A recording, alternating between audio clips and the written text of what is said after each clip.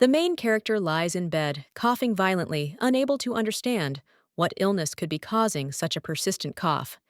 This girl was the sickly eldest daughter of the Orlando family, Waylon Orlando.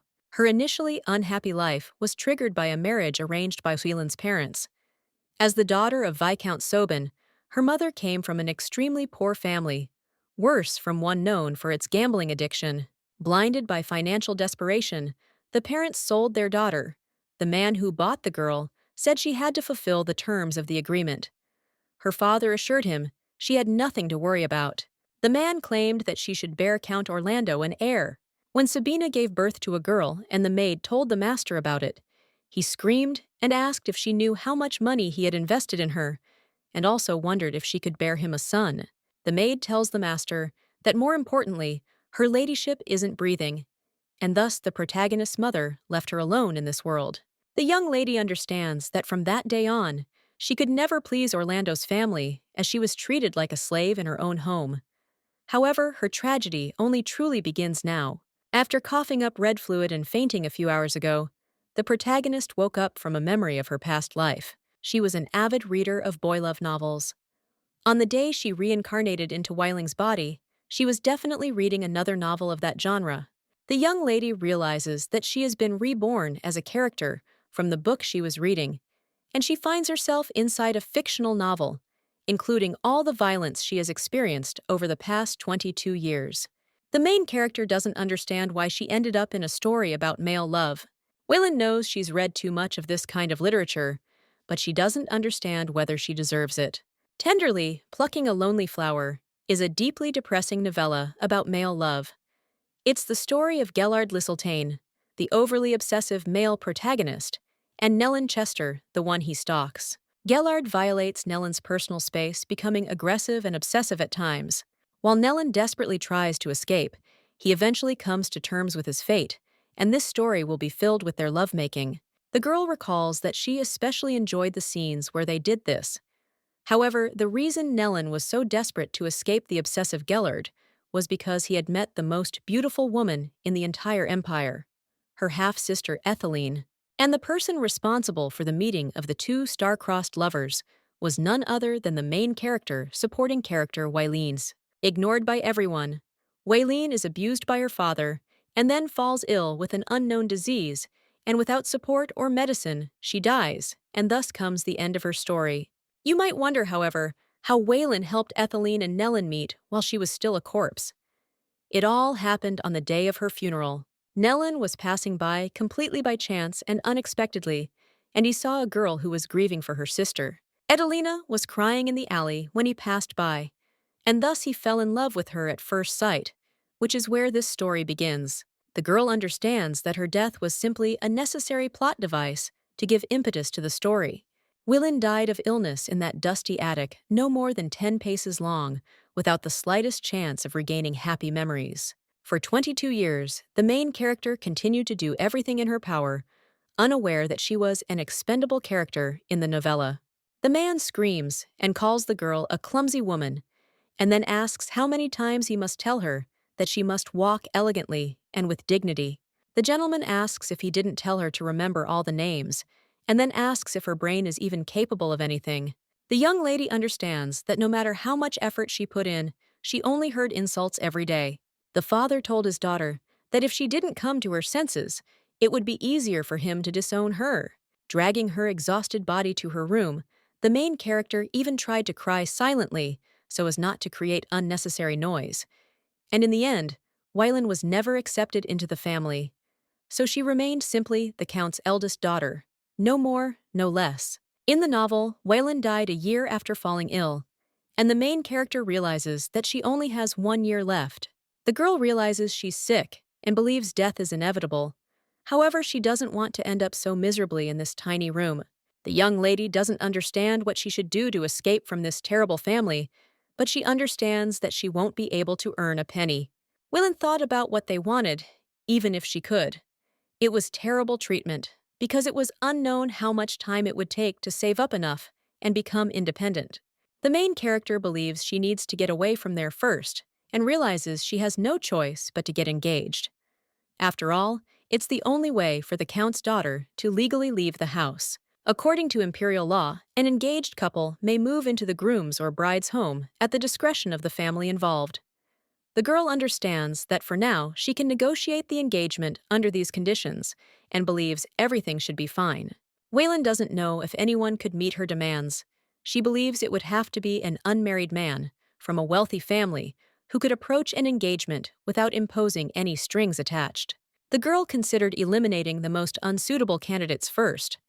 However, she realized these weren't the circumstances under which she wanted to meet the most sensible suitor in her circle. The main character believes that, as an illegitimate child, he has no right to inherit. And this is the protagonist of the novel, Gellard Lisseltane. Typically, members of the Lisseltane family have blue hair and eyes, but Gellard was different. He had no outward features that would tie him to the Lisseltane family. Most importantly, he had a soft spot for men. The main character understands that this means he won't be interested in her at all because she's a woman. However, she believes that as soon as she saves up enough money, she'll be able to leave without any problems, and therefore knows he's the best option for her. Waylon muses that since Archduke Gellard's bastard was unable to receive a proper education, she can teach him everything she knows, and in return, he will pay her. The young lady reflects on the fact that who would have thought that she would one day write to that same obsessed Gellard. The main character realizes she doesn't want to get involved with the male lead, but she knows the real story won't begin until she dies. Right now, she just wants to live out her remaining days happily, and what happens afterward is none of her business. The girl believes that the Gellard will have no choice but to accept her offer, since she knows his secret. The butler informs the gentleman that he has received a letter from Lady Vaylin, the eldest daughter of the Orlando family. He asks in surprise how she wrote to him, then takes the letter and reads it. Indigo, surprised, asks the gentleman what happened. He replies that the Count's daughter is asking for a meeting and offers to send her a letter of refusal. A few minutes later, he changes his mind and suggests telling her she can come, and he thinks tomorrow morning would be appropriate. The girl wrote that she'd like to discuss something with him, requested a meeting as soon as possible, and eagerly awaited his response. She concluded the letter by mentioning his weaknesses. The young gentleman smiled and became curious about what weaknesses she was talking about. Of the three brothers, Lisseltane Gellard stood out, and his older brothers always envied his intelligence and appearance. The aristocrats said that he was an illegitimate child born in the imperial palace, and did not understand whether it was too much honor for someone who was unfamiliar with noble etiquette. The man says he can't believe another invitation arrived today, since he burned them all last night. He then claims they only like his looks, since Gellard says he attends dinner parties for business, but he's sure there's something else behind it. The man asks if he really thinks he can become an aristocrat, and thinks that this bastard should be smarter and sit out in his closet, and then tears up all the invitation letters. At this time, a young gentleman was watching them, and he could not believe that they had burned all the invitations intended for him. Born out of wedlock, Archduke Lisseltane, Gellard was met with great contempt by his older brothers. This forced him to resort to any means necessary to survive, ultimately leading to a desperate desire for attention. Gellard had an exceptional talent for captivating those around him with his expressive face and eloquence. Therefore, he quickly established connections with business partners at the various aristocratic banquets he attended. It was for this reason that any invitations were of great importance to him. The guy saw one lost invitation under the chair, and after reading it, he realized that it was from the Duke. Duke Adelvia, being the most influential man in the empire, regularly hosted banquets. He was often possessive of his wife. The Duke was always wary of men interested in her. Therefore, only married or engaged noblemen were allowed to attend his parties. The young gentleman couldn't understand how he could find a bride in such a short time, and he thought that if he could just attend this event, he could significantly increase his influence. After much deliberation, he decided to go to the party with the woman who pretended to be his fiancée. The guy thought about how they were asked how long they had known each other, and the answer was different from his side and from his girlfriend's side. The aristocrats would decide their story was unsubstantiated, and when the Gellard came to the Count, the servants refused to let him in, explaining that his lordship had ordered him not to enter. The young man realized that rumors of his fake engagement must have reached the Count soon after the Gellard's business was on the verge of bankruptcy, as his partners lost confidence in him. The young gentleman, overcome with grief, went and got drunk. When the boy saw him, he said he looked like he was about to catch a squirrel. The young man says he's been watching the gentleman for quite some time now, since his shop is across the street. He says it may seem strange, but he'd like to buy him a drink. The guy claims that pears are good for hangovers and simply offers to take them. That day, Gellard met Nellen, and that meeting changed his life forever. In the novel, Gellard has a rather painful past, but the main character has no choice but to take advantage of his weakness. 1 week later, at the Lyseltane family estate, the young lady reflected on how she had been counting the days, waiting for an answer, and her patience had been rewarded, all thanks to the reception of Duke Adelvia. The main character believes this guy has no reason to reject her proposal. However, she has no intention of backing down and is still terribly nervous before this meeting, and convinces herself that everything will go well. Weiling started coughing and wished she'd taken a larger dose of cough medicine earlier. The butler informed the lady that her master was ready to see her. When the girl saw the guy, she thought she should wake up, because now was not the time to admire his damn attractive face.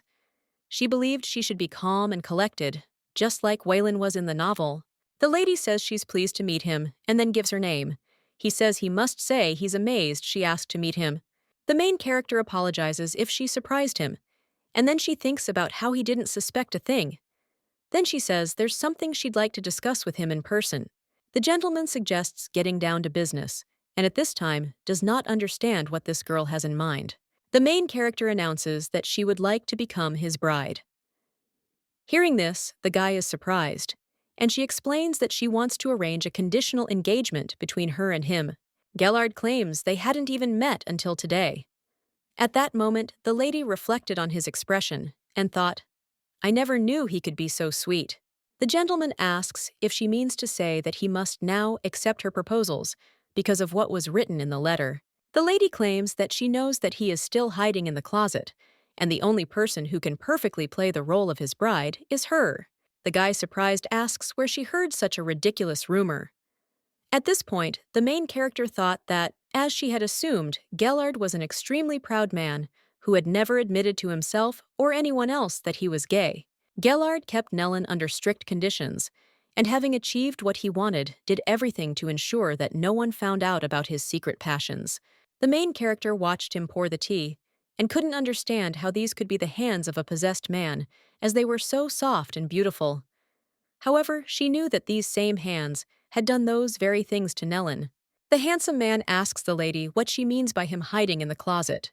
Waylon replies that since he has no idea what she's talking about, he thinks it must be just a rumor. But either way, it doesn't matter, since he still needs someone to marry. The girl says that the only possible way to attend the reception of the Duke of Adelvia, as an unmarried man, is to bring a bride with you. The lady says that if she is not mistaken, he has been looking for a long time for an opportunity to get to at least one of his appointments. Hearing this, the guy doesn't understand how she knows the contents of the secret letter he entrusted to Indigo. After all, he believes Indigo is his personal servant and wouldn't betray him, and he thinks she must have her own source. The main character says that as he already knows, she is the daughter of Count Orlando, and therefore could not only provide him with access to the reception of Duke Adelvius, but also to the imperial ball. For the duration of their agreement, she will pretend to be his fiancée. Waylon says that she will teach him everything he needs to know about the ethics and culture of aristocrats, but in exchange, she asks him to provide her with an appropriate amount of money and to treat her with respect. The girl says that when their agreement comes to an end, they can simply go their separate ways. The gentleman asks what exactly she intends to get from this deal, since he believes that the terms are not entirely in her favor. Hearing this, the lady thought that he was reacting the same way she thought, and believed that, if she told the truth, he would decide that she was crazy, and therefore she had prepared a suitable answer in advance. Waylon explains that right now, what she needs is money and a safe place to live. He asks, surprised, if she means anywhere, as long as it's outside the Orlando estate. The girl explains that, to tell the truth, she is very ill, and it is a serious illness, but she is still able to do everyday things. And then he says that if it turns out that someone in Orlando's family is terminally ill, it will lead to a host of problems, especially if that person is none other than the Count's daughter. Hearing this, the gentleman wondered if the young lady was ill. The girl explained that she didn't want to become a burden to her father or family. Therefore, she needed a place to stay, since that was what had brought her to him. The main character thought that this should be enough for him to trust her. Meanwhile, the guy thought that this girl's sense of duty to her family was astounding. The young gentleman believes that her illness is not so important now, if it will allow him to get an appointment with the Duke. At this point, the young lady thought Gellard was ready to support the idea. He thought he'd be a fool to turn down such an offer, and if he could find her source of information, his interests would outweigh it. The young gentleman announces his agreement. The girl reflects on the fact that he's finally said it. He asks what date would be best for their engagement reception. Waylon replies that, frankly, she'd like to do it tomorrow, but she thinks it might seem suspicious. Then she asks what about next week. He agrees and suggests meeting again next week. At this time, the main character realizes that everything is going according to plan, and then says that she will send him a message with the details and will look forward to their collaboration. The girl suggests simply adhering to the terms of their contract, since he is using her to increase his influence in business, and she is using him to get money to become independent. The young lady believes that as long as they respect each other's boundaries, there shouldn't be any problems, and then suggests that he not worry, because she will take his secret to the grave. A week later, on the day of Gellard's engagement, she and her husband held a simple private ceremony. The main character thinks it's wonderful, because so far, everything is going smoothly, and at least she's succeeded in escaping home. Whelan says that there is nothing surprising there, because her father did not intend to deal with her engagement, and simply told her to do as she wanted. After meeting the young man, she went straight to her father. He asked if she hoped to gain any benefit from her relationship with the third son of Archduke Lieseltane. Valen's father, Orrin Orlando, says he didn't expect her to get involved with such a prominent family. However, he tells her to do whatever she wants, because he'll see how long they'll tolerate her. The main character understands that if she enters the Lieseltane family, then the Count will no longer have power over his daughter. According to the law of the Empire, if there is no legitimate heir, an illegitimate child can assume these rights, and the legal owner could become a countess. The young lady believes that if Etheline, the family's favorite, had been taught etiquette from the start, there would have been no need to keep her at the estate for so long. However, she believes none of this matters, as she too is already sick of them. The girl thought that she really should be more vigilant from now on. After all, she refused to live the rest of her life as an expendable extra, and would instead spend her remaining days without regret. Waylon thought she'd get the most out of him first. The priest says they're now officially engaged. The main character understands that now her effective engagement for mutual benefit begins. The young lady thinks that Gellard is a piece of shit, but does not understand why he decided to go home alone and leave her alone with her father. Helen Lieseltane, Duke of Lorraine, owns the source of the most valuable imperial pink crystals, and they're mine. He also owns a vineyard on imperial soil, where the most expensive and exquisite wine is produced. The man says there is something he would like to clarify, and then says that it would be better if she accepts that the engagement will not last long, and moreover, he has no reason to try to get along with her. Hearing this, the lady thought how difficult it must have been for him to persuade her father to approve of this engagement. The man said she could use the main building of the annex while she was living as a lodger, but if she left the house without permission, she should prepare to face house arrest for violating the rules. Hearing this, the girl thought it was just the tip of the iceberg, but then said she understood. The man asked why Orlando of all people. Whelan thought he wasn't very fond of her family, but there was no hint of blood feud between their families. However, she believes that in any case, it still plays to her advantage. The main character understands that everything will be fine since she left home and her family, and when the handsome man pays her, she will fulfill her desire. She understands that she has just under a year left. The lady suggests they go over the contract and sign the papers. The guy agrees, and at that moment, I realized that the crucial thing she wanted to discuss urgently after the ceremony was none other than their contract. The young master believes Indigo was able to easily uncover Count Orlando's past, But everything changed after Waylon's birth. Orlando's family has become secretive, and his personal assistant is still working to learn more about what happened in their family. Waylon is informed that, as stated above, their contract will last 2 years. She understands that the events of the novel will begin this year or next, and therefore she cannot waste time. Gellard says that the request is about respect and protection from Lieseltane's third son after the engagement, and asks what she means. The main character explains that it protects against various external factors. Then she gives the example of what would happen if she encountered hostility from her loved one. She thought that, in truth, this part is more intended to protect against any aggression from Orlando. The guy says he understands, and then asks about her illness. The girl says she'll take care of it, and tells him not to worry. The young gentleman assures her that he promises to provide her with protection and respect. She thanks him and asks about payment for their lessons, then says she thinks 400 gold pieces is acceptable. Waylon explains that it includes everything a noble class needs, along with a guarantee that it will remain confidential. And since she'll have to prepare everything herself, the price for some lessons may be higher. At this point, the main character became curious about how much this man was willing to pay. He said it would be easier for him to pay 700 gold pieces for a single lesson regardless of the subject. Hearing this, the girl thought he had an aura of dominance. Then he said it would cover the cost of the lesson. He said that if she had anything to add, she should let him know.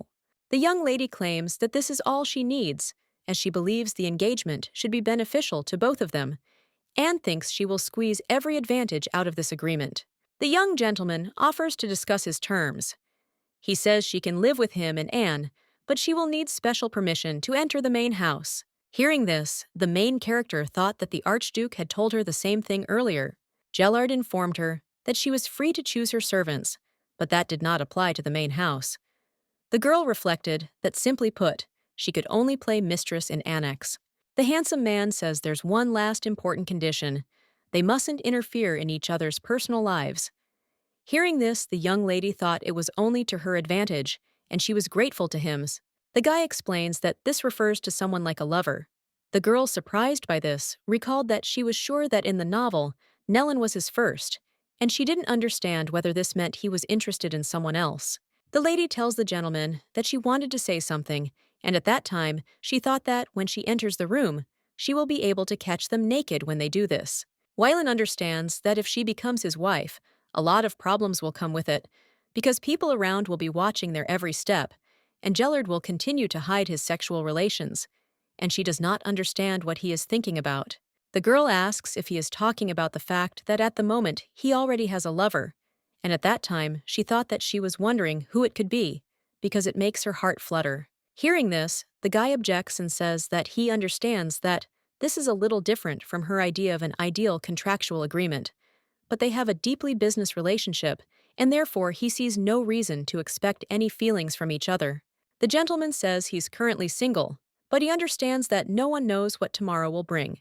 He says this, so she understands he has a clear understanding of their agreement, believing that this will prevent misunderstandings. Waylon thought that if this was his argument, she saw no point in refusing, and then she agreed, and said that she accepted his conditions. The main character thought that, as long as she doesn't come under fire, she doesn't care what happens. A week later, the man tells the lady he's indigo. She says she assumes Gellard's schedule is already prepared. He says he is, but it's only for a week, not a month, as she requested. The lady asks if she can inquire why, and at that moment, she thinks that it would be easier to calculate how much she earns on a monthly basis. The servant says they have to make many adjustments to the master's schedule, and that's why he apologizes. She asks, surprised, if the schedule changes that often. The man says he hates to admit it, but it's true. He believes time is money, especially when it comes to business. The main character thought she was sure it had something to do with him being an illegitimate child. However, she realized she couldn't allow that to happen because she had plans of her own. Waylon states that she understands, and then asks if there is any way to set the exact time of their classes. Indigo replies that ultimately it all depends on the gentleman, but he will try his best. The girl suggests scheduling a tea lesson for 9 in the morning.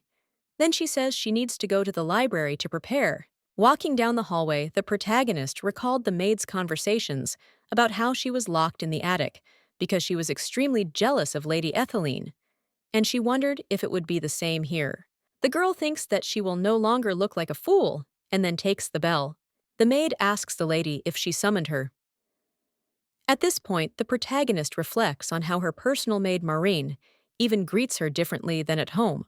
The lady says that she wants to visit the library and asks Maureen if she could take her there. A few minutes later, the main character says, "Who could have known that the day would come when she could calmly drink tea in the library?" While in this room, the young lady thought about how many books there were and that she realized that there might not be any novels about male relationships there, and that she would try to look for them a little later.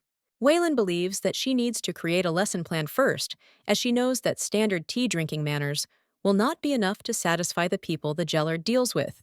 The girl understands that these men come determined to find even the slightest flaw they can spot, but she knows that if she follows the rules of etiquette, she'll be able to call him an important figure. The main character thought that he was her very first student, and therefore she could not allow him to become an ignoramus. After spending a lot of time in the library, the young lady thought that this should be enough, because now that Waylon thinks about it, if the handsome guy makes a deal using the manner she taught him, she will tell him to hang her in the position of official etiquette instructor as a reward. The protagonist understands that she will then be able to earn a stable income and considers this a great thing, but she understands that this will only happen if her health allows it. The girl remembered that if she thought about it, she hadn't coughed all day, and she had terrible pain in her chest every time she had to cough, and therefore she thought that she must be getting better. At this time, the young gentleman thought that he had forgotten the letter in the library, and it was at this time that entering the room he saw the girl and thought that she was more diligent than he thought. Gellard believes that his first impression is that she is a hothouse girl who does not know difficulties and is like a well-cared-for greenhouse plant. The guy remembers that Indigo said that she planned lessons at a certain time and thinks that she is quite serious about the fake engagement. But suddenly, the main character started coughing nonstop, and at that moment, the young gentleman opened the door and ran up to her. When the lady saw him, she told him not to come near her, and the guy offers her to take his handkerchief and then says that there is too much red liquid. The maid informs the mistress that she has brought the butler as she requested. Gellard tells her to bring warm water, a towel, and some broth. He remembers that the girl said she was capable of handling the routine, but looking at her condition, he realizes she's lied so much just to get engaged to him. The young gentleman believes that she is indeed a burden to her family, but suggests that there were reasons why she did not tell about it. At this point, the main character doesn't understand why she's doing this now, because she's so upset she can't even cry. She remembers saying she could handle the routine, but at this point, she can't even keep her eyes open. Suddenly, Willeen loses consciousness, and at that moment, the guy quickly picks her up. After some time, the girl opened her eyes and realized that she had fainted, and the handsome man asked in surprise if she was okay. Hearing this, the main character thought he wanted her to faint again. He asks what's wrong, and also inquires if she has any heart problems. The young lady claims she is fine, and then asks if he can let go of her hand. Gellard, hearing this, blushed and apologized, but the lady understood that she had said she could handle it herself, but fainted again. Willen thought about what if he used this as an excuse to break off the engagement. The butler reports that the doctor said she needs to rest and thinks it's best to leave the lady alone. The man asks the bride if she'll be okay. She insists everything will be fine because Maureen is there. After 2 days of rest in bed, the day of the first lesson arrived. The main character thought that the medicine from her home wasn't working at all, but the ones here work perfectly. But she knows the doctor couldn't give her a diagnosis, and at least she stopped coughing up red fluid. The young lady realizes that now is not the time to feel sorry for herself, since today is their very first lesson. The butler invited the lady to enter, as they had been waiting for her, and the young gentleman greeted her, seeing the guy with glasses. Wyland thought that he looked like her heartthrob classmate, but she realized that, among other things, he was avoiding talking about her illness. The bride understands that he didn't want to re-examine the contract or break off the engagement. And since Indigo and Marin didn't say anything, she felt relieved. Gellard asks if she wants him to pretend nothing happened, even though they've even called a doctor. Indigo replies that she thinks it's best not to show concern or pity right now. The Duke says she's suffering and he's seen for himself how ill she is. The butler says that's his final opinion, as the doctor said her illness is unknown and incurable.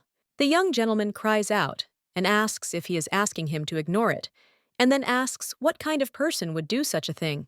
Indigo asks if he shows regret, will anything change, because he believes that she does not want self-pity, because she did not just say that she is capable of taking care of herself. The butler claims that she wanted to be by his side so much that she lied to him about her health, and therefore believes that it might be better to respect her wishes. Only Gallardo and Wayland knew that the engagement was fictitious, and therefore he could not tell the Indigo the truth. When the main character entered the office, she greeted the gentleman and said that she would be his personal teacher from this day on. The girl doesn't understand why the gentleman laughed when she said this. Gellard says it's an honor for him, and he looks forward to her lessons. The bride asks if they can begin, and at this moment she doesn't understand why he's so brilliant, because she's trying to be sincere, and he's actually laughing at her. The teacher says it's just a copy and thinks there shouldn't be any problems reading it. She doesn't understand why she feels like he's checking her homework, even though she's the teacher. At this point, the young man thought that the document was so thoroughly researched that it could have been presented as a textbook. And so he was surprised that the lady had selected and organized information from 26 books. Gellard believed that Wayland was simply an arrogant daughter of an aristocrat, and also thought that he already had a school education and would simply conduct lessons just for the money. Contrary to his expectations, Wayland destroyed the usual notion of step-by-step lessons, and she even wrote a separate conclusion, although she was very ill, and therefore the young master understands that she is serious. At this time, the main character reflects on the fact that usually Indigo pours tea in order to ensure that Gellard is not humiliated for being an illegitimate child. The young lady recalls that when she read about it, she thought it was heartbreaking, but looking at it in real life, it seems like something bigger, but she still understands that she needs to take care of herself. The young gentleman says that he is surprised, because he thinks that this is the best book he has ever seen, since he thinks that such books can only be found in the academy. Hearing this, the girl remembered that, in the past, she received a lot of praise from teachers, but not from her father, because she was only scolded for not being perfect. Valen is happy because she's already escaped this hell, and then she says she's grateful that her efforts have paid off. Hearing this, the young gentleman was surprised, because she thanked him, and he understands that it is much more important that she is happy to help. And the lady thought that this did not seem like a simply polite answer. Gellard thought that, smiling, she didn't look mortally ill. When the protagonist of this novel was little, he didn't know what it was like to be born illegitimately. His only wish was to attend the academy with his brothers. This made others look down on him, as the boy didn't know his place. The only one who showed him kindness was Indigo, who had been with the boy at every stage of his development, and therefore knew everything about the young master. At this time, the butler thought that he felt somehow strange, because he could not recognize the young master sitting in front of him. Wayland thought that when he smiles, he looks like an angel, and I think it's not surprising that when I'm with him, I'm on cloud 9. The girl understands that she needs to pull herself together, but she can't hide her smile because he is the most inadequate guy who is going to kidnap Nellen and do all sorts of dirty things to him. The main character claims that, ultimately, his etiquette lessons boil down to what they are. She says that if his movements are stiff and unnatural, people will think he doesn't know the basics, no matter how long he's been studying before. Gellard says that makes sense, and thought that she is eloquent, and he wouldn't be surprised if she practiced. The guy looked closely at the girl and wondered where she got those cute freckles. They're small, but there are so many of them, and her chestnut hair, which was even more beautiful. He thinks her health is her Achilles heel. The young gentleman remembers that after his fiancée fainted, he's been preoccupied with her every thought, and he understands what's happening to her now, and that it could happen again. And so he believes the lady doesn't seem worried about this. It's because she faces imminent death. Of all the weapons Gellard wielded, his appearance was the most effective. A single smile could make someone faint. Even the Dowager Duchess, who valued the noble customs of her ancestors and lineages, was fascinated by Gellard and sent him gifts. At this time, the young gentleman thought that his bride was fine and asked if they could do a test. The lady says that first he must point out all the mistakes she has made since she entered the room. Hearing this, the young gentleman was surprised and wondered if there had been any mistakes, since it seemed to him that she was doing everything perfectly. Whelan says he can look it up in the report, since that's what he's there for. The guy reads that, when welcoming a guest indoors, the sun shouldn't shine on half of their face. The teacher says that he said it correctly, because usually the guest's seat is not in front of the window. Gellard didn't entertain many guests, so he didn't pay attention to such trifles. She explains that his eye color shouldn't change because it shows he can be trusted. The young lady says that if the sun only shines on half of his face, one eye will be brighter than the other, and the difference in pupil size will make him look unbalanced. The guy asks what to do if he's outside. She explains that it needs to be well lit and that they should drink tea outside in the shade. The leaves will create shade, and the wind could cause a disturbance. The main character asks if he can spot another mistake. He claims the ladies haven't even had a sip of tea. Whelan praises him and tells him that he said the right thing, and then explains that if he does not drink the tea that was prepared for him, it might seem as if he is refusing the host's favor. The young gentleman asks in surprise, what if she suspects the tea is poisoned? Hearing this, the protagonist thinks that his stories make it clear why he's worried about it. The teacher says she can say she was so engrossed in the conversation that she only enjoyed the aroma of the tea. She believes no one will check whether she actually inhaled it. The guy asks if he'll have to touch him with his lips like that. She explains that if the situation is that bad, there's nothing else to be done. The young gentleman said that he understood, and the lady thought that her hard work was worth it, because she thought that this pretty face was doing everything right. Gellard thanks the lady for teaching him the rules of tea drinking. She claims it's because he's a brilliant student, and therefore suggests they leave it at that. The main character suggests that they learn party manners in the next lesson, and then asks him what he thinks about it. The handsome man replies that this is wonderful, since he's already requested to attend Duke Adelvia's party. He thinks he'll likely receive an invitation in a few days. Whelan says the most important thing to show at an important event is stamina. He also needs to be calm and graceful throughout the entire event. Everyone will be judging how long he can maintain his impeccable appearance while standing. Hearing this, the young man thought he was in good shape and thought it wouldn't be a problem. He realized he wasn't exactly having a good time right now, as mingling with the aristocracy wouldn't be easy. The girl says that most skills are instilled in children and will be taught in order. She explains that's why she asked for classes to be held in 2 specific time periods. The lady asks if the time before breakfast and 4 o'clock in the evening would be convenient for him. He asks surprised why those 2 times in particular. The teacher explains that he'll feel weak before breakfast and on an empty stomach, and that 4 o'clock in the evening is when they're most tired. Therefore, she believes that practicing when his body is tired will make significant progress. The young gentleman explains that his schedule may change, but for now he agrees, because he will do everything to ensure that his lessons are a priority. Gellard wondered if she could teach without fainting and suggested seeing him at the next lesson. On the day of the next lesson, the main character thought that she had spent all her time preparing materials for the lesson, but she felt that she looked too shabby. The girl is worried because she doesn't know what this activity will be like, and she doesn't understand why she's nervous, because she thinks he's a quick learner and doesn't seem to be bored, which is why he was able to kidnap Nellen so skillfully. Whelan says that in any case, she hopes that this lesson will be fun. At this time, the young master says that he is already starting to get tired, and then asks the butler if he thinks that the jewelry is unnecessary since he feels as if he is wearing armor. Indigo asks him to be patient, believing the gentleman will quickly get used to it. And at that moment, he thought he would never have seen that look if it hadn't been for Lady Whelan. After a while, the teacher entered the room, and the butler greeted her, and then announced that they had been expecting her. He looked at the lady in surprise, and said that she looked incredible, and thought that he hadn't even realized that purple suited her so well. Gellard walked up to the lady, and then kissed her hand. He said that the stars in the sky must be jealous of her beauty, and asked how else her hands could shine so much.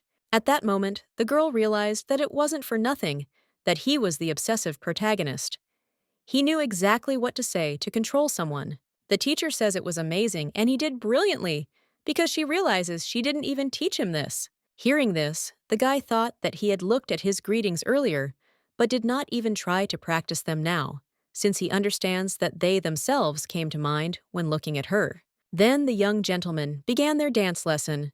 The girl said he was looking at her legs again and should be focusing on her. Gellard says the hem of her dress gets in the way. She claims this is unacceptable for men and her partner, and then reports that he also stepped on her dress. At this time, the young master thought that this was driving him crazy and thought that it would be better if he waved his sword. The teacher says they need a short break. He asks his fiancée how he can do that, and then says he just can't keep up. The tired gentleman wondered if she was really the girl who was suffering from an incurable disease and coughing up red liquid. Waylon says that he has enough skills but poor stamina, and then says that if he tries to hold on to stamina alone, he will burn out. The lady claims that it will be difficult to endure the night if he is tense and nervous, regardless of his physical condition. And moreover, he is just beginning to learn the basics. The main character says there are millions of things to keep in mind. Then she says that one day, good posture becomes routine, and he reflexively dances with it, his body naturally following the music. The teacher suggests he use today as an example. She explains that he's memorized all the steps and was already able to dance with her. Then she asks what student would achieve such results on the first day, and says he's incredible. Hearing this, the guy thought that she had noticed his mistakes during the lesson, but preferred to make him feel better. Gellard understands that she's been through a lot of health problems, and he wonders why she's so kind to him. He thinks he has no idea what's going on in her head. Waylon asks if they'll continue practicing. He agrees and says the goal is to learn the entire dance. When the young people danced, the butler watched them and thought it was a magnificent sight. The guy thought his fiancée looked good, even in such less-than-ideal moments. At that moment, the main character saw his gaze and couldn't understand why he was making such a face that one might think he was falling in love with her. The guy looking at the girl thinks that she doesn't look sick even despite her disheveled state. Waylon tells the master that he learns quite quickly, and she can't believe that he learned the entire dance in just 4 hours. Gellard claims that it's all thanks to her, because she's a wonderful teacher, and he just copied her.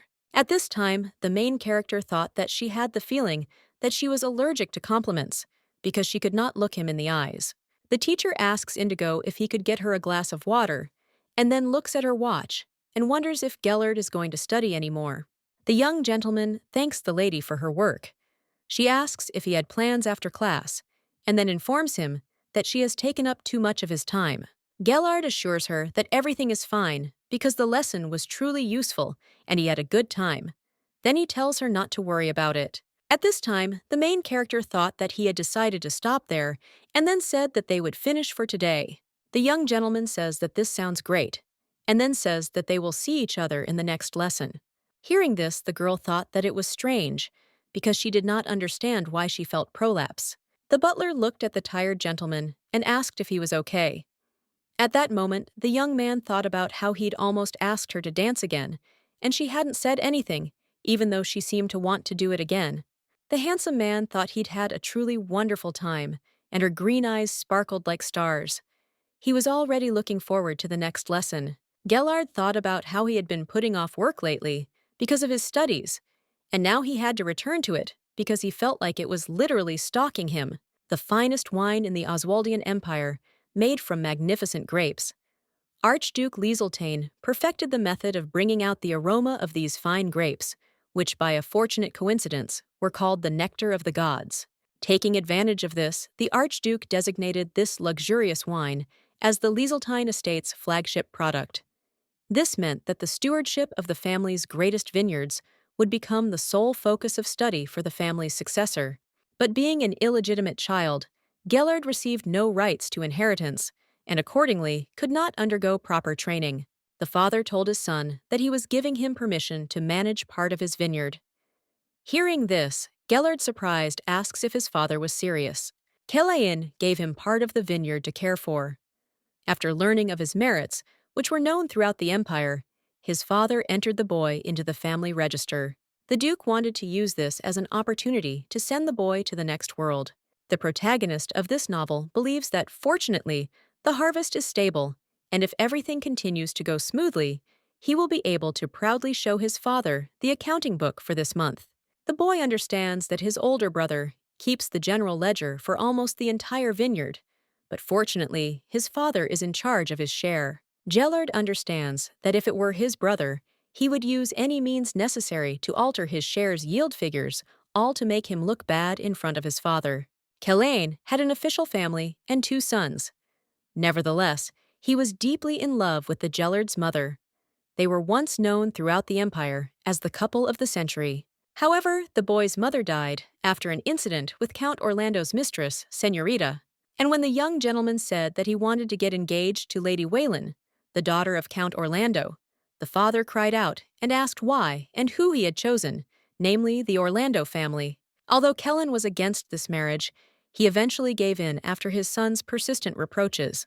When Indigo investigated the girl's past, it became clear that she had no connection whatsoever to the Senorita's past, and it seemed as if the Senorita had gone to great lengths to hide this from Wylian. The boy understands that if it were revealed that someone in Orlando's family was sick, it would lead to a host of problems, and he recalls that even then her intentions seemed honest and sincere. Gellard reflects that in all the time he's been observing her, she never struck him as such a liar.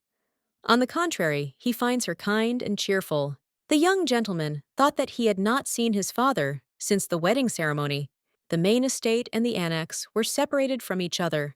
Because of this, anyone wishing to travel from one residence to the other must obtain Kellen's personal permission. Gellard thinks that if one item on his schedule is cancelled tomorrow, he will definitely send a request to visit the main estate. The Duke says that he thought his son was so busy with his bride that he had forgotten about him, but at last he remembered his old father. The butler objects and tells my lord that everything is not like that at all, and then explains that he is simply absorbed in his studies, which he showed through the crystal ball. The master asks if he said why he wanted to see him. The servant explains that he didn't mention anything except dinner. Hearing this, the Duke thought that his son did not need a reason to meet his father, but he believed that Tiorian and Lobel would lose their temper. The butler asks if it's time for the monthly report. He suggests he probably wants advice on the matter. The gentleman replies that he doubts it, as his son has never asked for advice. Unlike his 2 older brothers, who couldn't do anything on their own, Gellard didn't need to hide under his father's protection. But Kellen still wanted to help his son in all his endeavors. However, the fact remains that the young master did not inherit the blue eyes that serve as the symbol of the Lieseltane family.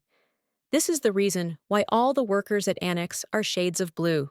The Count thinks that this boy does not understand how much he worries about him, and then tells the butler to tell him that his request has been granted. The next day, Gellard saw Lady Valen in the library again. He thought she should be resting and couldn't understand what she was doing there. Indigo explains that according to Marine, she spends the entire day at her desk, even when she doesn't have a specific schedule for the day. The gentleman asks in surprise whether she spends the whole day there, since he understands that she is preparing for their lessons. The butler tells the gentleman that it's extremely impolite to peek into a lady's bedroom like that. He replies that everything will be fine, and then waves his hand at her. And the servant understands that there's no need to even talk about how strong this love is.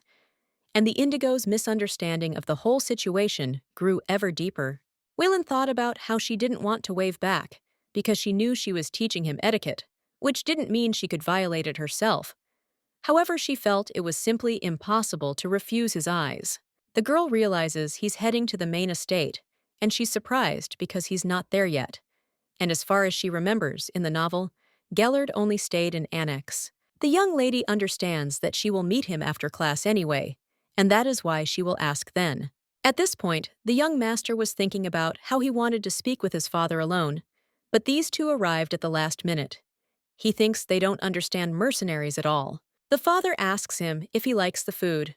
The boy replies that it's very tasty, and the chef is very skilled, which makes the food seem even better. The gentleman agrees with him and says that this is the main estate of Lieseltane, and believes that it is not even worth comparing with a small house like Annex. My brother says he heard he's being tutored by Count Orlando's daughter, and therefore thinks it's not a simple waste of time. Lobel agrees, as his boorish table manners have improved slightly. Gellard says he's glad to hear it. He believes the rumors about Orlando's family's high standards must be true, and considering he hasn't yet taken table manners lessons, he already says he's improved. Tiorian asks, screaming what that bastard said. However, the boy got up from the table and told his father that he was asking for forgiveness. Hearing this, the older brother was surprised and thought it was a good thing they joined them for lunch, because no one knew what he could have pulled off if his father had been completely at his disposal. And he believes that this is how he plans to rise up with the help of the Orlando family. Tiorian thought that it was time for him to realize that he was just a bastard whose fate was to live in the sewers of life. Lobel thought this was odd, as he usually ignores such comments and doesn't understand why he's so aggressive today. He also thinks it could have been because of the mention of his fiancée, so he needs to find out if it's true. Lobel reports that he's heard Lady Valen's beauty is breathtaking. Theorian, surprised, asks what he's talking about. The gentleman explains that her skin is apparently white like a corpse, and her lips are as red as the blood of dead animals, and then asks if that is why he did not bring her with him to dinner. And at that moment, the brother wondered if he would even notice. He thought he was just trying to exploit her family's status, but it seemed like he genuinely liked her. Gellard asks what he was thinking, and at that moment, thought that he showed too much emotion when it came to his fiancée. The butler offered Mr. Gellard a cup of tea and some peace. At that moment, the young master reflected on how Wayland had betrothed him, expecting to be treated with respect, and therefore he didn't want to burden her with the shame of his birth. The young gentleman asks if he should warn her about his brothers. The butler says that would be fine, but he's worried that the stress of it could further undermine her health. The guy agrees with him because he thinks she might become fixated on his brothers and forget about her condition. He thinks these two will do everything to harm him and that she will be in danger. The handsome man thinks that if they find out about her illness, it will be a real disaster, and therefore he must figure out how to hide her illness. The previous Gellard wouldn't have been bothered by the rumors surrounding Vaylin. He focused solely on his own problems. But for some reason, the new Gellard could not turn away from her, although he understood that there was no serious reason for concern. The guy says that he needs to get some fresh air, and he will go out and wave his sword a little. At this point, the main character asks Marina if she feels colder than usual today. And then she remembers hearing about the cold winds that blow in this place, regardless of the time. The girl realizes that even in the height of summer, it's not hot there, thanks to the Archduke's magical stones, which cool the air. And she understands that rich people live in comfort, because they were able to acquire these stones. The maid tells my lady that she will bring her another hot water bottle to the room, and then asks if she is sure that she does not need to take medicine. The lady assured him everything was fine, because she'd been coughing less lately. She also mentioned that they wanted to talk about table manners today, and since the goal of the lesson was to teach him how to eat without getting his clothes dirty, perhaps he should wear a white suit. Wayland tells Marina that she will knock on the master's door, and at that time, she thought that she wants to be the first to see his dazzling suit. A few minutes later, the main character doesn't understand why there is no answer, and asks if he can go out for a minute. The maid said the butler wasn't there, and there had been no changes to his schedule.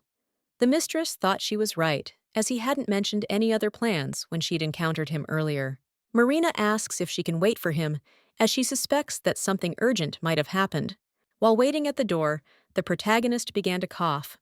The maid said her skin was very cold and asked why she didn't go to her room and wait for him there.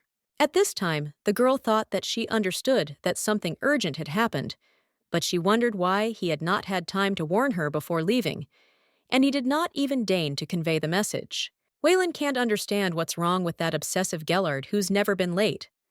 The girl thinks he's testing her patience. Then she turns to Marina and asks her to bring a chair and a heating pad. When the maid brought her a chair, the main character thought that all she had to do was wait, and she became interested in who would win, she or he. The lady thinks that if her stupid body could last longer, she would have won, but she did not wait for the master because she had to leave. The next day, the maid informs Milady that a dungeon was found under the vineyard on the property of Mr. Gellard, and that is why he had to leave so suddenly. Tenderly plucking a lonely flower was an unusual tale of male love. The tricks Gellard used to capture Nellen were barely there. However, the main character believes that he was too persistent in expressing his love, because the novel was the embodiment of cruelty and depression. The young lady recalls how he fell in love with Nellen. After all, they first met when the young gentleman was depressed over the collapse of his entire business, and the collapse was connected to the dungeon. At this time, the maid looked at her mistress and thought that she had never seen her so downcast because she became sad and upset because yesterday the master canceled their plans.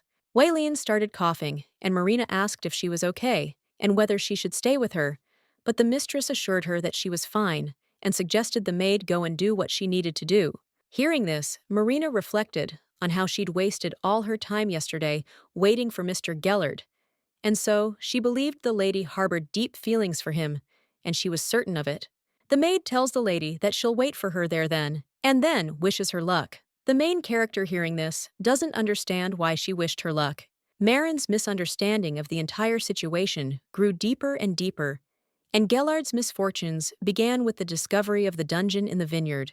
After all, during his excavations, a lot of the harvest was lost, and what's worse, Teorian scattered poison throughout the vineyard. Moreover, the dungeon had no commercial value, so without even looking closely, Gellard sold it at a bargain price. Duke Adelvian, who was keen on collecting dungeons at the time, bought it from a Gellard and discovered a huge number of magic stones inside, thus becoming the only person in the Empire who possessed the technology to purify magic stones. Gellard tried to negotiate a new deal, but the Duke insisted that all business matters should be resolved at his parties. To make matters worse, there were rumors that Gellard had lost Calane's trust, after all his vineyards had perished, but the main character realizes that Theorian was actually to blame for everything. The young gentleman fell into a deep depression until he finally met him, and that is when the events of the novella really begin. The main character thought that then, everything she had put up with until now would go down the drain, but she believed that she had to survive it no matter what. The girl is thinking about whether she can try to change some of the events that occurred at the beginning of the novel. The lady thought that maybe she could come up with something with the dungeon, because she understood that if the young master did not realize the value of the dungeon, he would fall into despair until Nellen appeared in his life. Then a lot of money could be made from this dungeon. Waylon doesn't understand that if the deposits of the magic stone become known before he attends the evening of Duke Adelvia, he believes that then he would not fall in his father's eyes, and this would help his business. However, the main character believes this would put an end to the novel's plot. But suddenly, an idea occurs to her, and she can't understand why she didn't think of it sooner. The girl believes that if she can intervene in the plot a little, she will buy herself some more time before the events of the novella begin. Since Gellard is the main character, he will turn into an obsessive protagonist no matter what happens, and one way or another, Gellard and Nellen will find each other. The lady tells Marin that she needs to see the gentleman urgently because she believes that in the end, their affairs after death are no longer her business. The gentleman says that the dungeon is large, but he sees no traces of monsters anywhere, and believes that there are probably none there.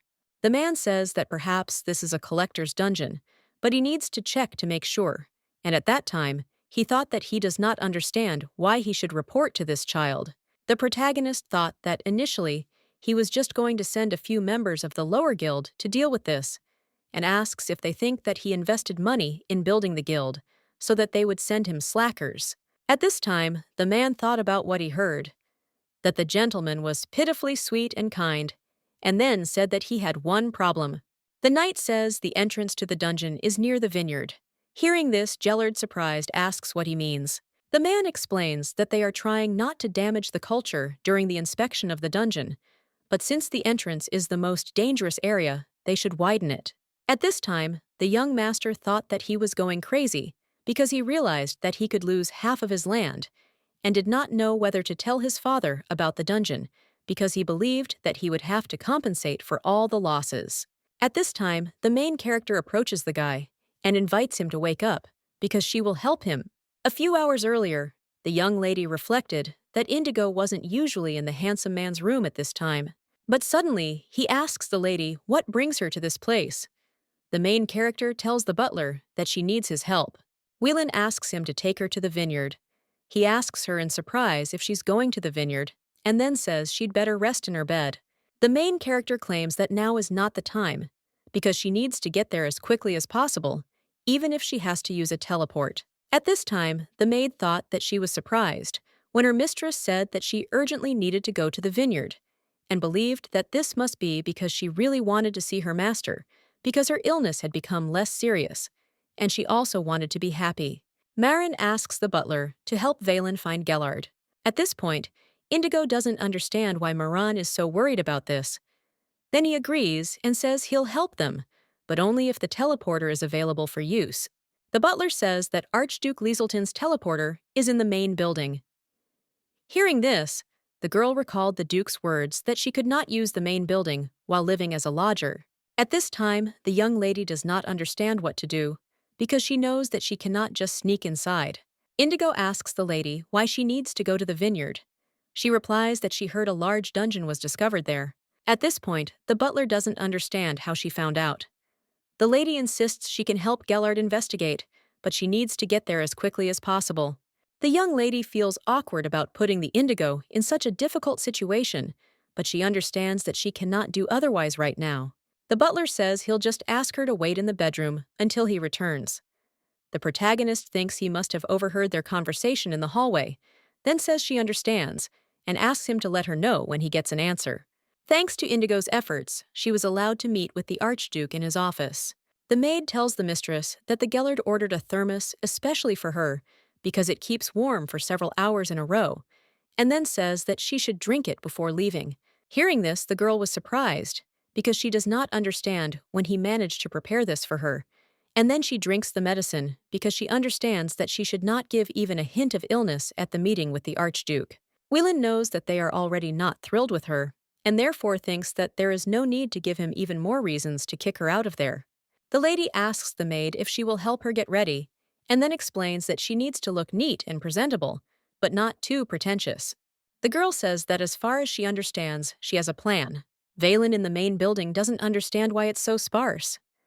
A servant informs the lady that the Archduke will be with her in a moment, and suggests she wait for him. The main character thought that his office was more modest than the Gellard's office. At this time, the Duke was watching the girl. He thought that she had arrived before him, but all this time she had maintained her posture. Kellen recalls that she was unflappable at the engagement ceremony, which means her upbringing in Orlando's family wasn't in vain. However, he wonders if she can maintain her composure, knowing her fiancé is an illegitimate son. The gentleman says that he thought that she would not take a step into the main estate without a good reason, and then asks what happened. Wayland says his lordship is right, and she tried to adhere to his rules as best she could.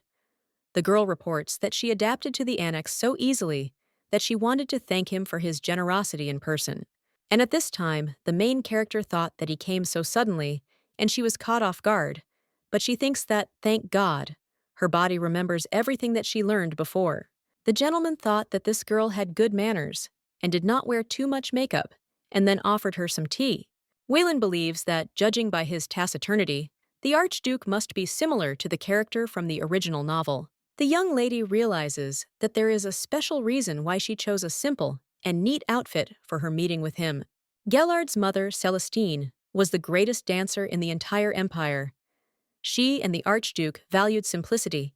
Even when they went on dates, Celestine always showed her true emotions, and the Archduke found comfort in her down-to-earth nature. At this time, the Duke thought that his son had fallen in love with such a modest girl, and therefore believed that, like father, like son. The main character understands that, judging by his facial expression, the conversation will go off without a hitch. The gentleman says there was no need to come all this way just to thank him. She asks if it's too late to show her gratitude. The lady explains that she just wanted to thank him because of her own selfishness, and then apologizes for it taking so long, and explains that she didn't mean to disobey him and come without a good reason. Hearing this, the Duke thought that he had expressed himself so rudely, but she was still smiling and suggested to him that Lady Wayland was tougher than she seemed. Kellen thinks that she can surely put an end to all the haters of Gellard, and then asks what the special reason for this conversation is. At this point, the main character thought about how much he resembled her son, and how they shared the same gaze. She said that the Gellard was very similar to his lordship, and then wondered why she had said that out loud. Walian explains to the gentleman that this isn't what she meant. He says that for someone in the Orlando family, she has a keen eye. The main character thought that he must value his son highly, and it seems to her that he cares about him very much. The girl doesn't understand what he meant for someone from Orlando's family. She became interested in whether there is some kind of history between Orlando and the Lisseltons. The young lady recalls that it would be obvious that he doesn't like the fact that she is from Orlando's family when they were riding in the carriage, and she wonders if something could happen that is not in the novel. Wayland says that with all due respect to His Majesty, his facial expression was so reminiscent of Gellard's that she was surprised that sometimes her fiancé makes an attentive face just like him. The girl assumes that he probably respects him, and she meant his lordship. The Duke says he suspects the child has inherited a lot from him. He's not sure if she knows it, but when he was about 10 years old, she once composed an entire opera about his dazzling appearance. Hearing this, the main character thought that the Archduke loves his son very much, and he completely admires him. At this time, the butler thought that he was worried, because he assumed that something might happen when Lady Wayland did not return after more than an hour. Well, when he saw the Duke leave the room, he said she could go out and do whatever she needed, and then thanked her for such a wonderful conversation. Indigo doesn't understand how she charmed the Archduke. At this time, the main character turns to her fiancé and says that if he does not allow her to join the expedition, she will go alone. The girl says that she may seem reckless, but asks you to trust her. Gellard says he knows she's knowledgeable in many areas due to her lessons in noble etiquette, and then claims she doesn't understand what she's getting herself into. Whelan explains that she is not asking to be taken as an aristocrat, but she wants to help him as her partner and fiancé. The young lady takes the gentleman by the hand and asks him to allow her, and then says that they should trust each other, and at that time, she thought that she even told him about her illness. The main character asserts that she trusts him completely and asks if he will trust her too. And at that moment, she thinks that, to be precise, she has complete confidence in their contract, but she understands that it doesn't matter now. Whelan looked at the guy and thought that she had gone too far, because she understood that they were effectively engaged and the contract would last 2 years. At this time, the maid was watching them and thought that Lady Wayland was more straightforward than she thought. Gellard agrees, but only on one condition. He asks her not to mention anything that might happen, and therefore offers to stay by his side the entire time, no matter how much she wants to explore the dungeon. Having heard this, the main character thought that when she finds the magic stones, she needs to be more careful. The guy asks her to pinky promise him, and she readily agrees. The man tells Mr. Gellard that this is a list of knights participating in the excavations. He is surprised to find that the knights he summoned are not included. The servant explains that the Archduke sent more men when he learned the lady would be attending. At that moment, the master became curious about how she came to be with him. Gellard realizes that she needed her father's permission to enter the main estate and use the teleporter. A guy approaches a girl and says he heard she dated his father, then asks if it was hard for her. She replies that she's here as he sees it. The young gentleman asks, surprised, how she managed to do that. The lady replies that she used him as an excuse, and then she thinks it might be wrong to say such a thing now. Whelan understands that she cannot say that he is his weak point, and that they became close by, talking about him, even if she says it, who will believe her? The young lady replies that it is a company secret, and explains that technically they have a business relationship, and therefore she cannot reveal her cards to him. Hearing this, Gellard smiled and thought that she got out of this situation like a fox, and found it very cute. At this time, the main character looked at her fiancé and thought that she had never seen him smile so widely. The guy says he's apologizing because he didn't realize he was infringing on my lady's company secret. Then he says it was rude of him, and then he thinks it probably looked like he was being evasive. Gellard asks if she told his father about her illness. She says she didn't, because she knows if he finds out, he might think the engagement is shameful. Then she says she's not feeling well, but wants to keep it a secret for as long as she can. The girl understands that the real shame would be not telling the whole truth about her past. And she says that after all this, she wouldn't want any restrictions on her movement, like the one he nominated her for the expedition. Gellard explains that this is something else, but the girl doesn't want to listen and asks if they're going to go already. The main character understands that they are finally entering the dungeon and believes that this should help her live longer and bring honor and wealth to Gellard. While in the dungeon, Valine realizes she can't see anything and doesn't even know how to find the magic stones. She realizes that her fiancé, as expected, isn't even interested in looking around. The man informed her that unfortunately this dungeon was likely empty. Hearing this, the young gentleman was surprised, and the young lady thought they should just wait a little while. After walking a short distance, the protagonist touches the magical stones, and suddenly the dungeon becomes bright. Suddenly she feels a warmth fill her soul, and she feels so comfortable after all her suffering. Gellard asks the girl if she cut herself, and then grabs her hand and says that she really doesn't know how to take care of herself. At this point, the main character thought that she seriously doubted anyone here, and now was more concerned about prolonging her life than she was. And looking at her fiancé, she thought he was becoming more attractive in this situation. Waylon tells her she's fine, believing she can only lick her wounds. He says he's surprised she knows the customs of old wives. Meanwhile, the girl asks him to let her go. The guy reminds her that she said she needed to lick the wound, and then goes ahead and does just that. At this time, the main character thought that he spoke like a Gellard from a novel, and she wondered if he was flirting with her. The young master says he did everything as she asked, and thinks that should be enough. Meanwhile, the butler reflects on how love has finally come into the master's life. While, in thought her heart was pounding because of arrhythmia, but certainly not because he was crawling out the wound on her finger. She firmly believed it was definitely arrhythmia. She couldn't understand why she was having such a hard time breathing and thought it must be poison in the air. The main character understands that at this rate, he will hear her heartbeat, and she believes that if he realizes that she has arrhythmia, he will start sticking his nose into everything from that moment on. At this time, Gellard does not understand why everything is fine except his heart, and it seems to him that he has lost his form and needs to increase his training. In the end, the two never figured out the cause of the rapid heartbeat. A woman asks her friend if she's heard of Archduke Lisselton's dungeon. The blonde lady replies that of course she has, and wonders if it appeared under the vineyard overnight. A friend says it became a dungeon with magical stones. She believes Sir Gellard was probably upset because it turned out to be empty, but then someone else revealed the truth about the dungeon. The green-haired girl reveals that it was none other than his fiancée Lady Vailin of the Orlando family. Furthermore, as far as she knows, he himself healed her when she was injured in the dungeon. The lady says it's possible Lady Vailin knew all along that Gellard was the god's favorite. After all, she heard that the lady wanted to win Archduke Lisselton's trust.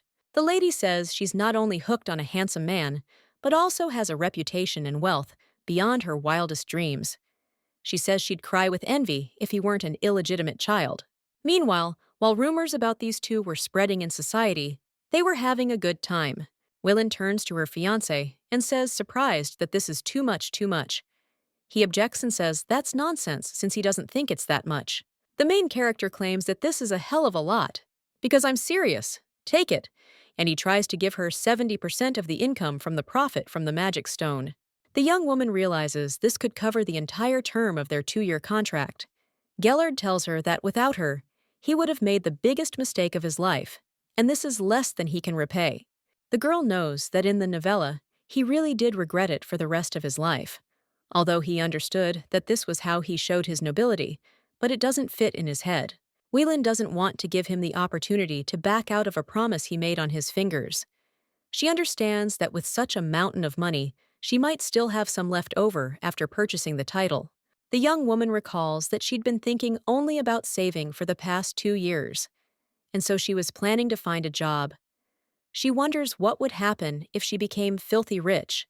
She imagines she could then live the rest of her life in peace and comfort. The main character thinks she'll try her best and buy the title herself. She feels like the world has suddenly become so bright, full of beauty and hope. She then declares that this is wonderful, and that she looks forward to collaborating with the Blue One. Gellard asks how things are with her partner. He informs her that from now on, she will receive a share of the profits from his business. And this is a matter of course between business partners, since she will receive 70% of the profits. The girl asks where this is stated in the contract. He points to the place on the paper where it is written. The guy reports that Waylon, who is responsible for advising the Gellard, must collect information about the magic stones, including their location and equipment, and provide the information to the master. At this time, the main character does not understand how she could see this if it is written in such small letters. The young gentleman tells the girl that she's stumbled upon a dungeon with magical stones, but that doesn't mean she can just flop down in a chair and relax. He understands what the lady is trying to say, but suggests she not tell him. Gellard asks if she has thought about taking advantage of unearned income. At this time, the main character realizes that she interfered with the plot of the novel and believes that Gellard will not regret her decision for the rest of her life, because it seems to her that she took on the burden of regrets.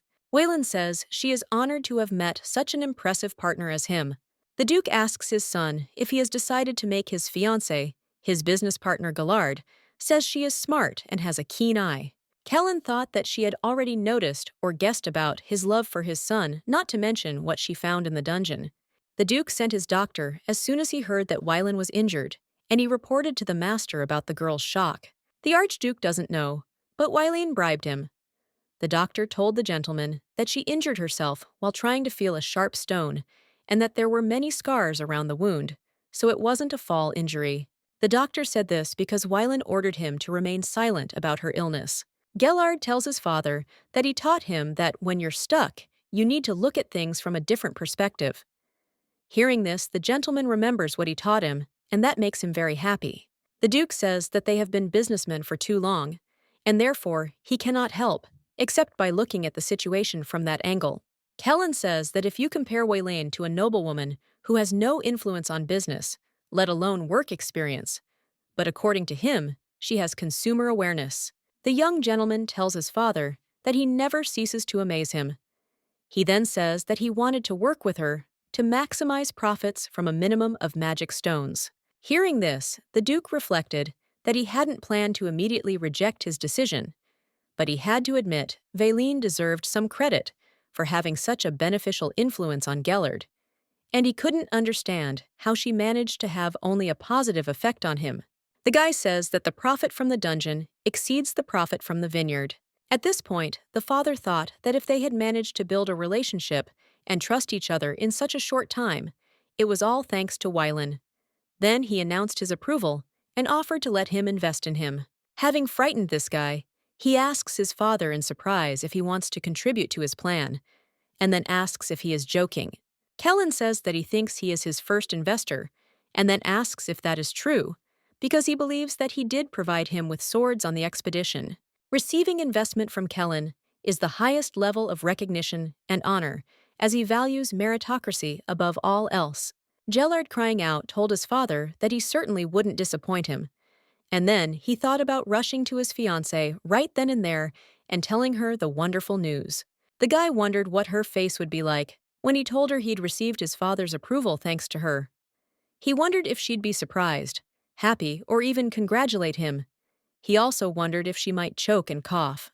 The Archduke says that he doubted until the very end, but it seems that he has truly fallen in love, and asks if he is thinking about her right now.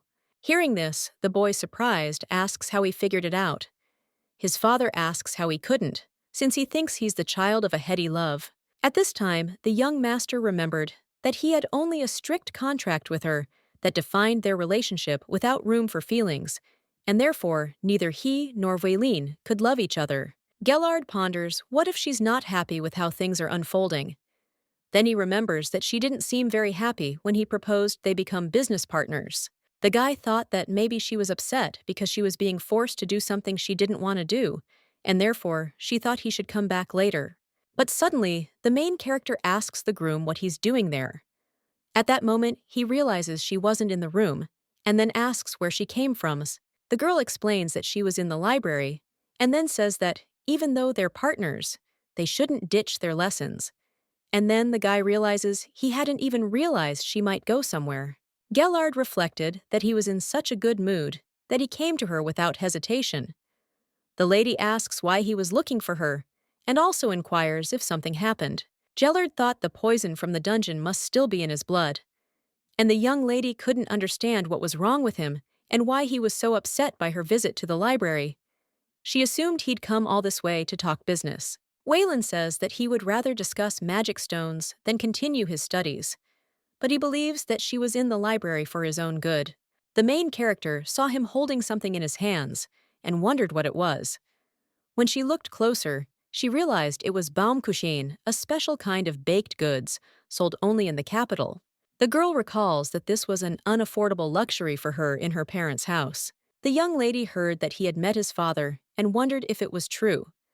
Then she remembered that the bakery was next to Nellen's, and she asked the boy if he had met him. Gellard replies that he did.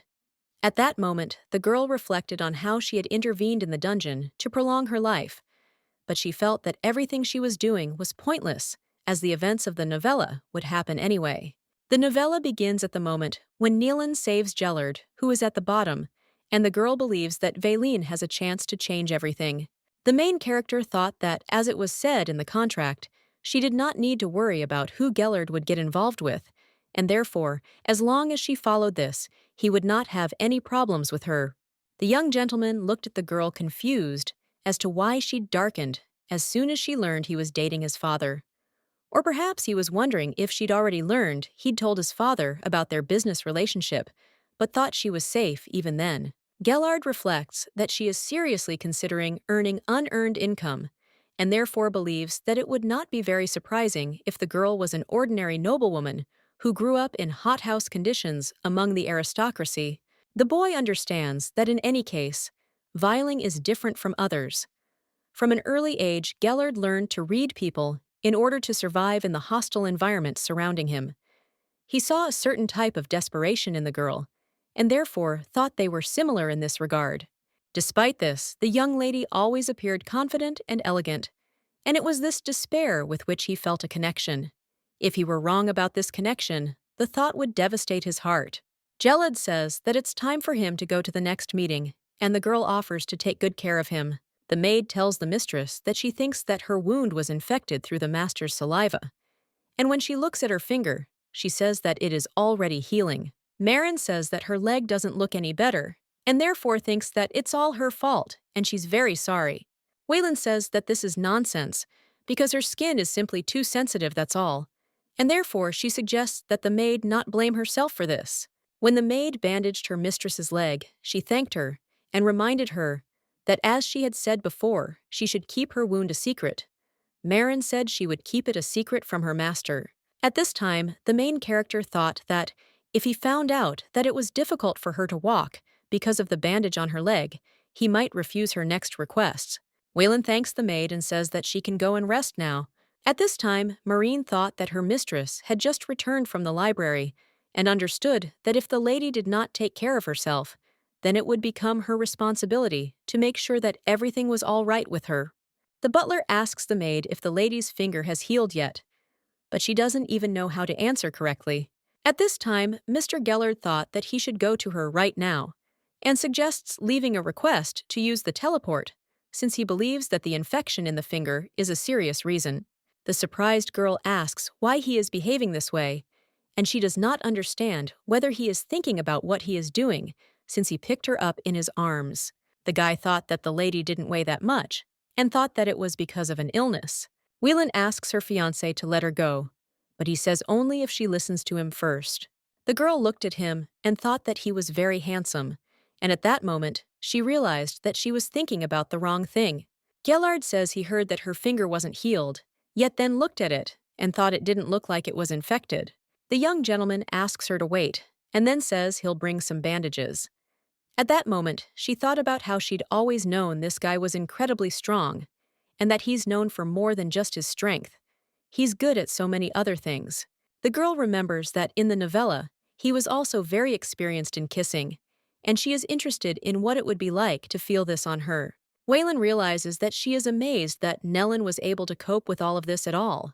Gellard tells the girl to show him her foot.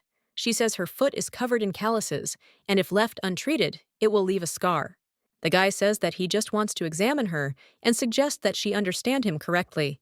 At this point, the main character doesn't understand what he means, and the guy takes her leg and then removes the bandage. He says that this injury is the very reason he didn't want her to go to the dungeon with him. The girl explains that on the day he skipped their class, the day he went to the dungeon, she waited for him for several hours. He was surprised to hear this. Waylon thought that it seemed the Indigo hadn't mentioned this to him yet. Then she explained that she hadn't received any messages from him and couldn't have entered his office while he wasn't there.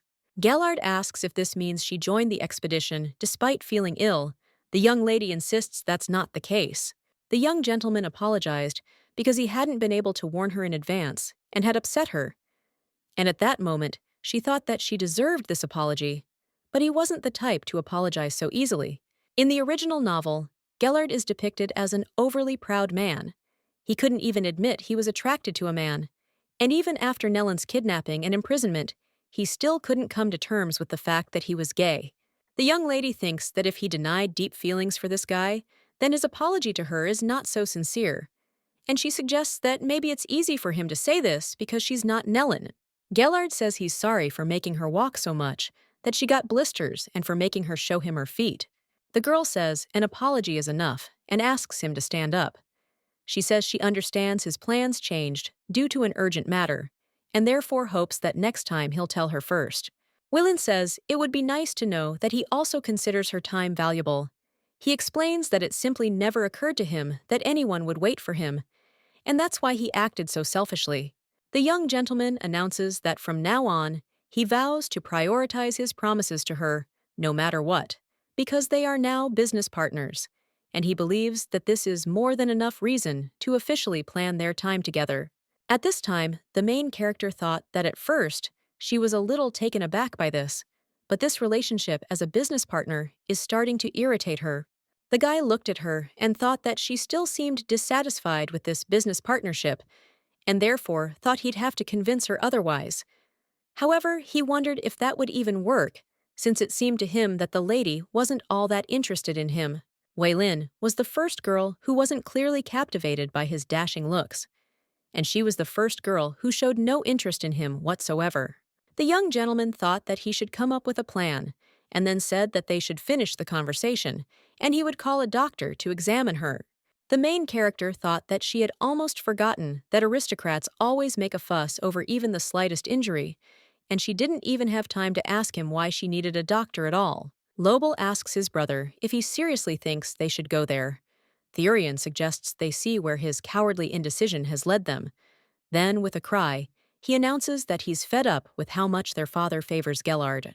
Theorian says he now owns an entire dungeon of magical stones, thanks to his sister-in-law. His brother suggests he stop shouting so loudly because their father might hear. The man says that let him hear because he thinks that it is all his fault, because he abandoned his own family to fool around with his mistress.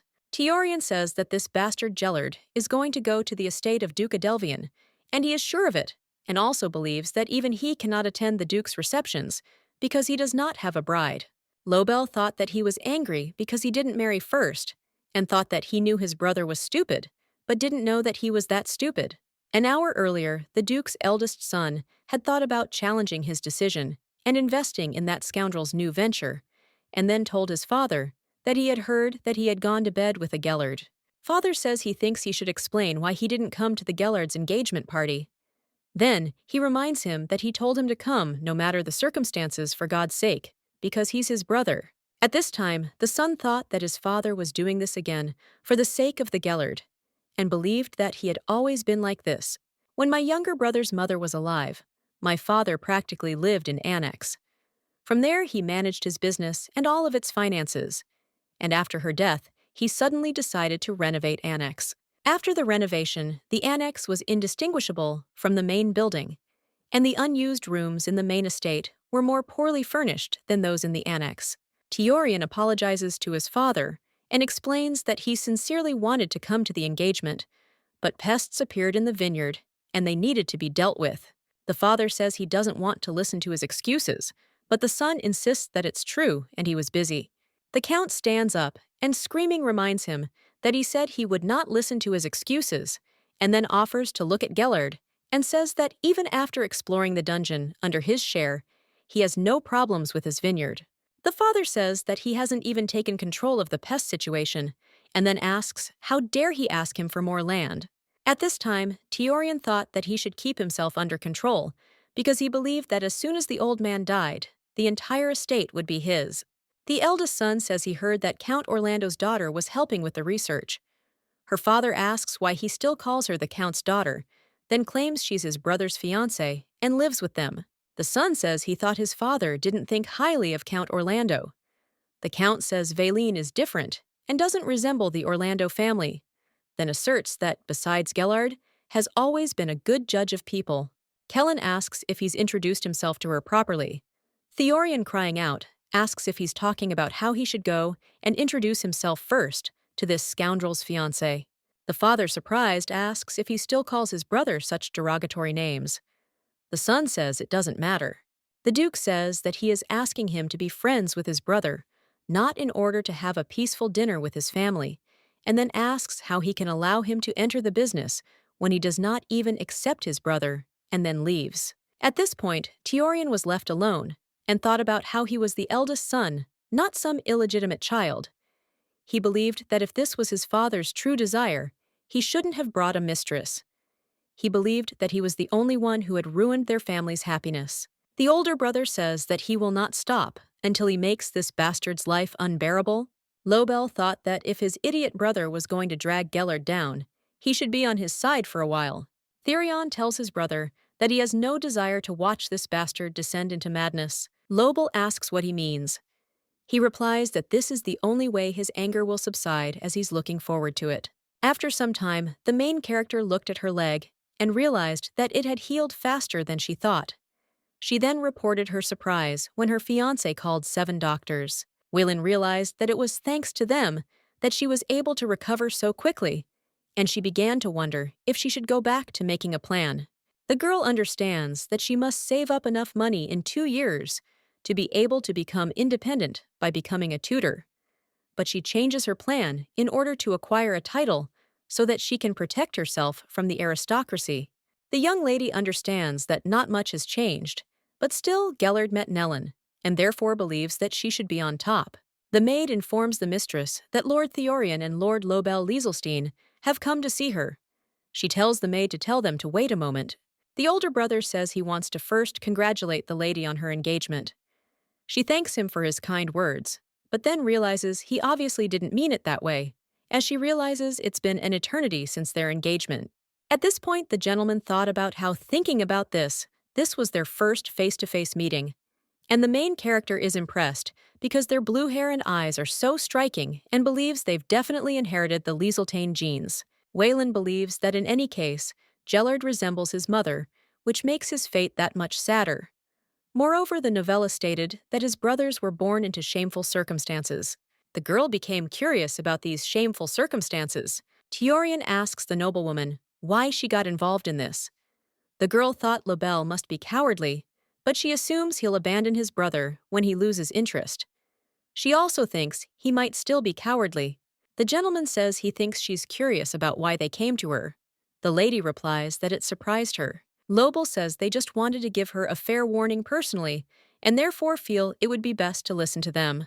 At this time, the main character thought that she would of course rather believe in a cult. Theorian claims the lady was deceived, and she asks him in surprise what he means. The man tells her that this scoundrel is cheating on her right now. Waylon thought that maybe listening to them wasn't such a bad idea, so she decided to just listen to what they had to say. The older brother says that if she doesn't believe him, then just let her look at Gellard's mother, and then she will see what kind of person he is. Theorian says he was worried that she wouldn't be able to handle the news, and was therefore torn between whether he should tell her or not. Lobel said his brother was right, and they couldn't just sit by and watch her get scammed. Hearing this, the girl smiled and thought that it probably looked that way to outsiders, even if she knew absolutely everything about her fiancé's past. The main character believes that, based on information from the Dark Guild, even if Valine is Count Orlando's legitimate daughter, she was constantly compared to her half-sister, and Count Orlando spent a fortune to cover it up. Waylon believes that given such a past, if she finds out the truth about Gellard, she will be disgusted by Togo. He is so similar to her sister. At this point, Theorian thought that she was probably already interested in him. Meanwhile, the main character thought that they thought she would be disappointed if she learned the truth about her fiancé, and also assumed that she would side with them. The young lady understands that, unlike her, they have never experienced domestic violence, and she doesn't understand why they think they're in the same boat.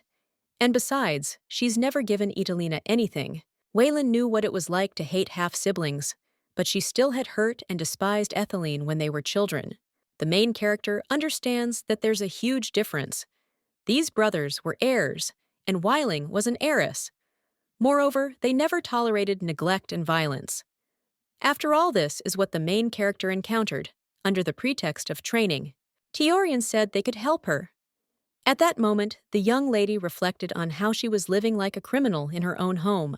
The older brother says it wouldn't be a big deal if she figured it out on her own. The lady says she appreciates their suggestions, but will look into the matter herself. Valen thought that she understood that the best choice would be to support the legitimate heir, but this would be possible if she lived as Valen Lieseltane. However, the main character refuses to be associated with the Orlando or Lislane names. She decides to live as Valen for now. After all, until Gellard and Nellen are together, everything will go on as usual.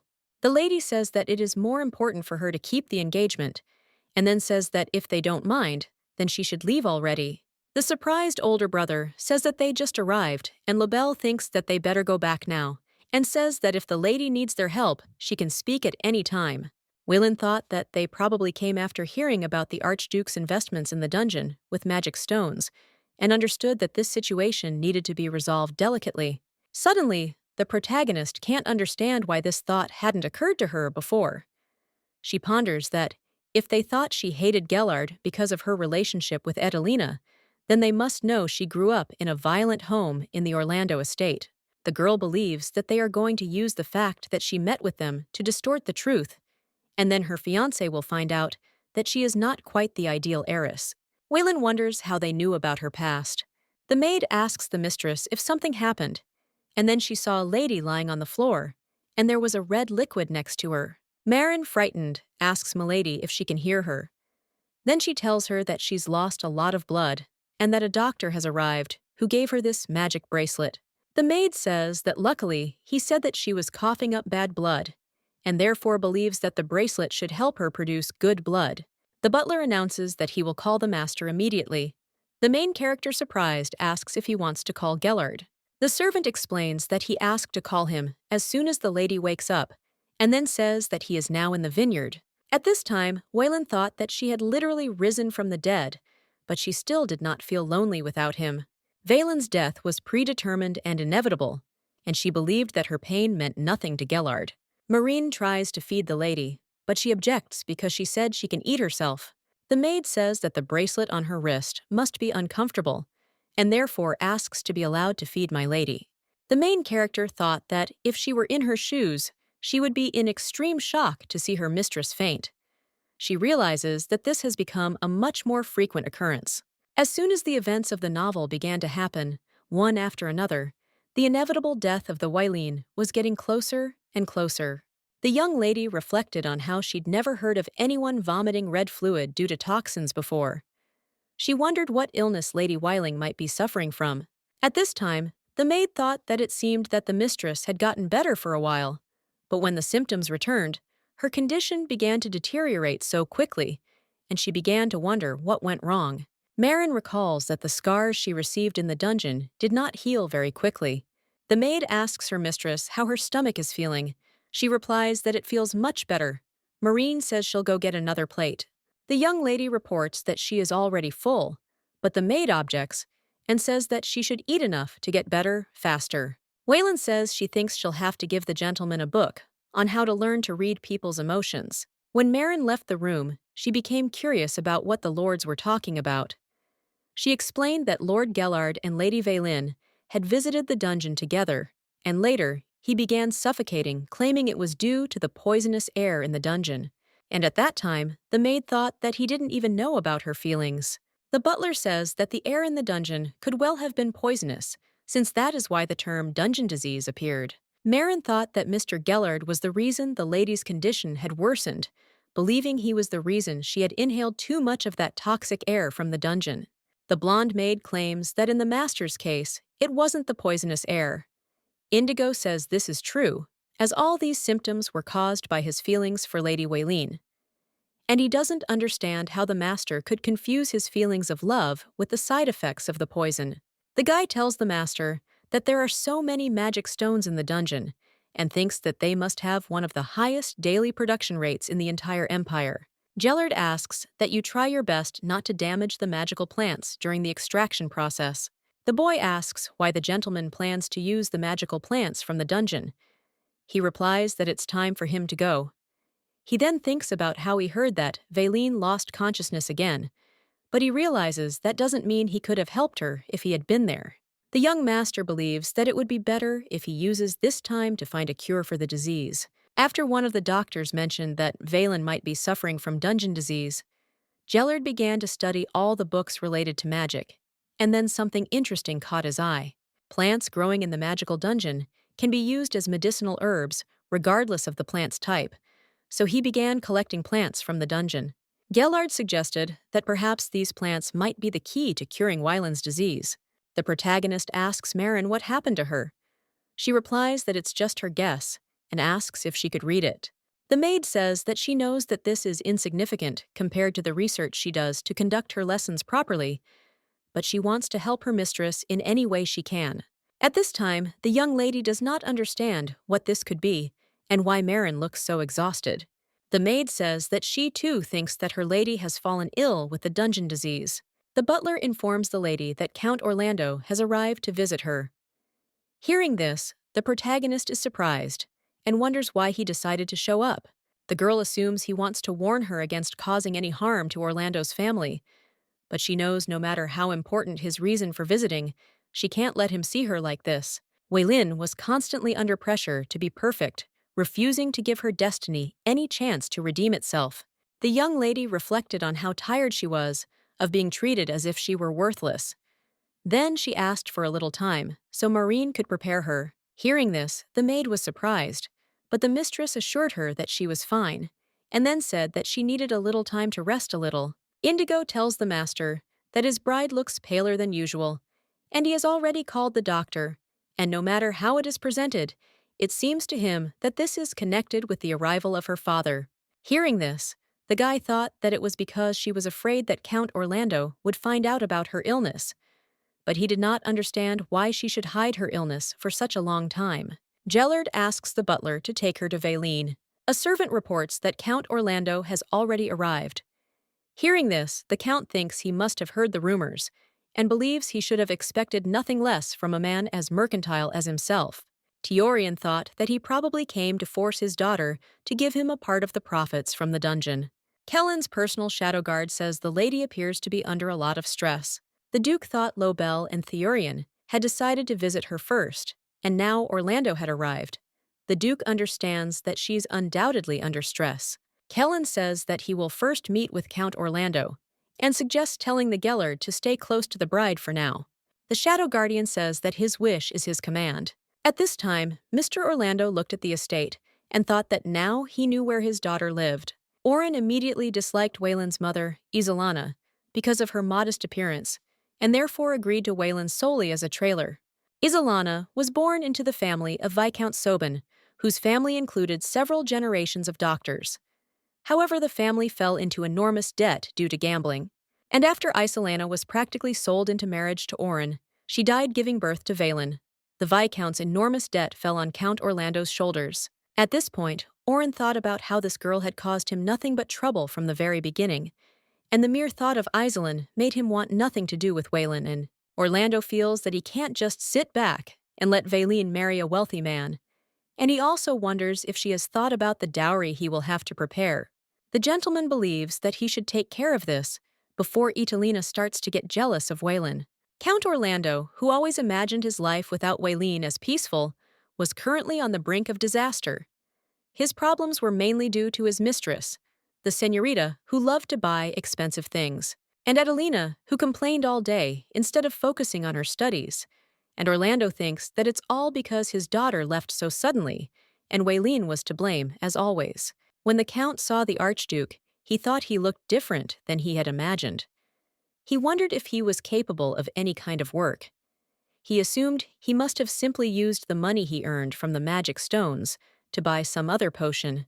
Orlando greets the Duke and asks how he is doing, and then says that he has a fine estate, and so he must admit that he feels a little scared. Kellen asks the guest what brought him here so suddenly, Then he informs him that he didn't receive a request for a visit. Hearing this, the Count thought that he did not understand why this rare idiot was behaving so coldly towards him, because he had not even offered him a cup of tea, and assumed that he must still be worried about an event from long ago. Orlando reflects that he knew it wasn't easy, but he thinks he explained what happened in sufficient detail, and even acknowledged him as his son-in-law, and he doesn't understand why he behaves so stingily. The Count explains that he simply wants to know if his daughter is okay. The Duke replies that Valine is fine, and would even say that she's a little better off now than when she lived with him in the tiny attic. Having heard this, the man does not understand how he found out, and assumes that his daughter told him. The gentleman asks what good will happen if people find out he lives in the attic. Then he asks who else could live there as well as he does, and therefore suggests that they shouldn't even hope he'll sympathize with him. Orlando wondered if his daughter couldn't say that, because she believed he was all she had left. He assumed she would never have been able to trust a man she met just a month ago. Father Waylin asks which attic his lordship is talking about, and then asks if his daughter told him that they built her into the attic room as a dressing room. The man explains that they were planning to install a trendy chandelier there soon, and were also thinking of throwing a party once the renovations were completed. And then he realized that it was actually Edelina's dressing room now. The Duke asks in surprise if this is an attic extension for a dressing room, and then says that he must be talking about his other daughter. And at that time, the gentleman thought that he already knew all the details from the Shadow Guard's report, but he still could not believe that he could so brazenly lie to his face. Kellen wonders if this wasn't his second daughter's closet. Then he argues that it would be presumptuous to host an event after Waylin kindly offered her sister her room. The Duke asks if he thinks this is disrespectful to the guests he is about to invite. Hearing this, Orlando couldn't understand how he'd learned about all this. He thought that if he already knew everything, he wouldn't be able to get out of this. He figured it would be much more effective if Valine came into the room. The guest crying out asks if Waylin told him this, and then asks where she is. He asks for his daughter, who has so dishonored the family name, to be brought to him so that he can prove otherwise. Hearing this, the Duke realized he knew this man would resort to something like this, and so he considered it obvious he intended to imprison her and force her to respond in a way that would benefit him. Kellen understands that she has been brainwashed from a young age, and therefore believes that there is a high probability that she will do as Oren wants. The Duke realizes that instead of letting him know about her illness and causing even more problems, he thinks it's actually better that she's not here. He believes he should try to help her if he wants to complicate Oren's life and protect her from his influence. The gentleman understands this won't be an easy task, especially after what happened. He suggests he might distract his daughter with food, but the important question is how to properly take revenge on this bastard. Kellen asks why he really came here. Oren replies that he's going to ask Gellard and Valine to break off their engagement. At this time, the young gentleman came to his bride and asked how she was. The lady replied that she was feeling better, but thought she simply needed a good rest, and then apologized for any inconvenience she had caused him. At this time, Gellard thought that he didn't know, but she was hiding something from him, but wanted her to think only about her health. The guy reports that he heard she wanted to go to the main estate. She reports that she sent a request for a visit. The groom says the Archduke is currently receiving guests, and therefore considers this not the best time. He thinks the girls shouldn't be subjected to unnecessary stress. At this point, the main character thought he said this because he didn't want her to interfere with his father's work. However, she simply wants to try to convince Count Orlando not to waste the Archduke's time. The girl doesn't understand how else she can make it clear that she wants to stay as far away from Count Orlando as possible. The butler informs Milady that her request to visit the main estate has been approved. The young man says that if she goes now, she interrupts him and says that she already knows why he's so worried. Hearing this, Gellard does not understand why she then insists on going, since she believes that she should rest. Valine tells him not to worry, as she won't do anything that would dishonor the Lisselton family name. After all, she plans to spend the next 2 years with him, and she's well aware of the terms of their contract. However, the young gentleman suggests that she wait, and the girl says that if it is something urgent, then she suggests talking about it another time. Gellard thought it was disgusting, because she saw him as nothing more than a contract partner. He'd spent time trying to look good in front of her, and she hadn't even noticed him. The guy doesn't understand how to make her look at him differently.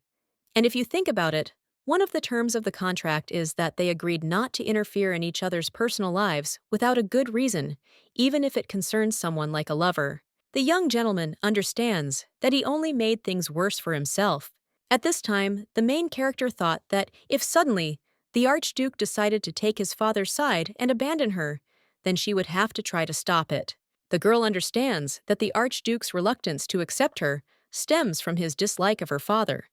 However, the Archduke is also powerless to resist Gellard, especially since he insisted on betrothal to her.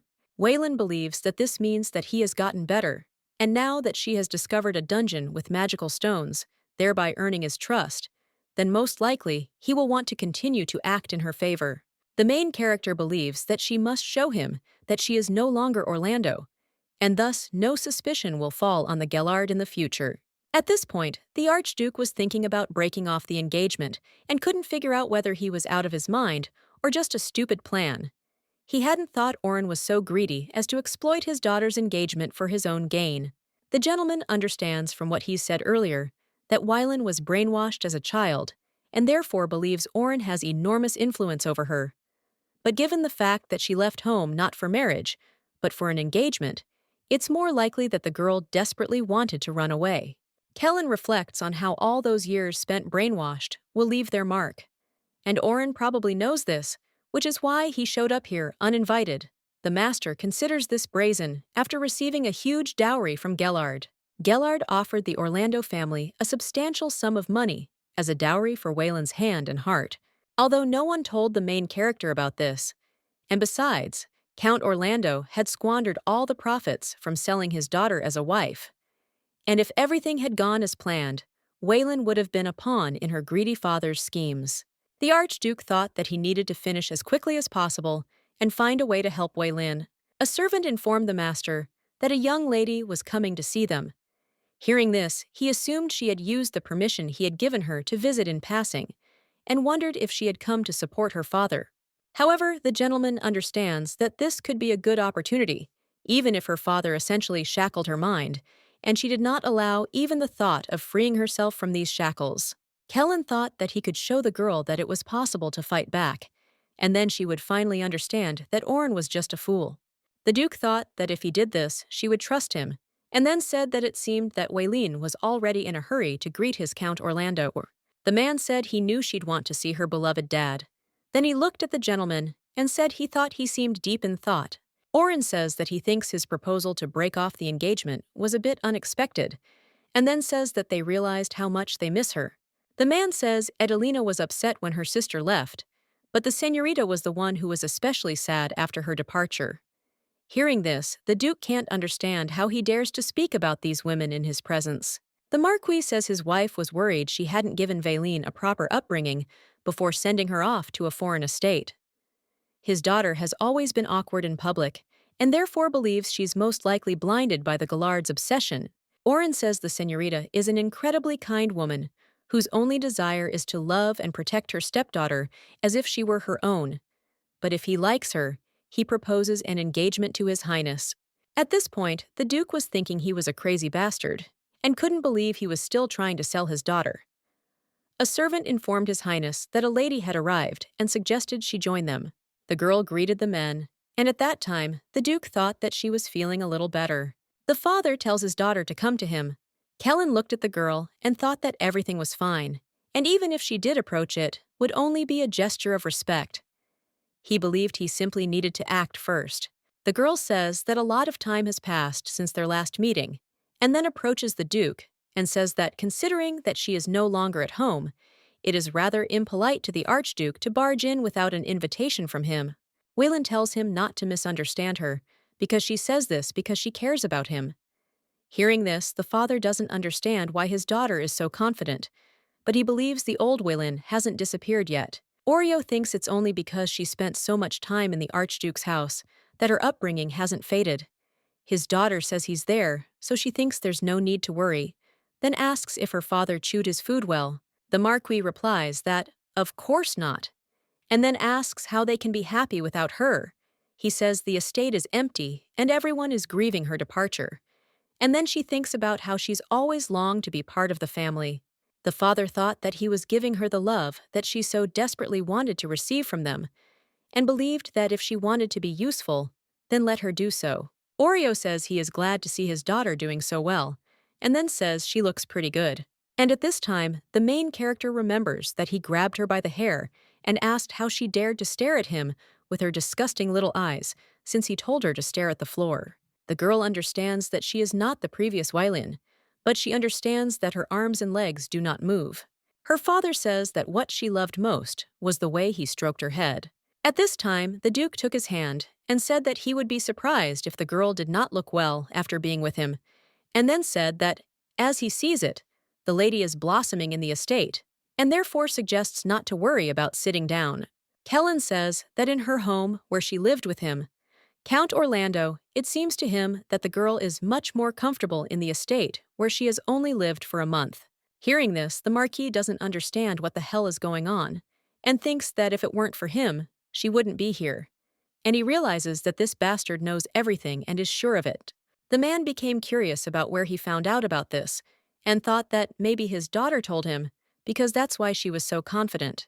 Oreo believes that at this rate, not only will he lose his Valine, but his family name will also be defiled.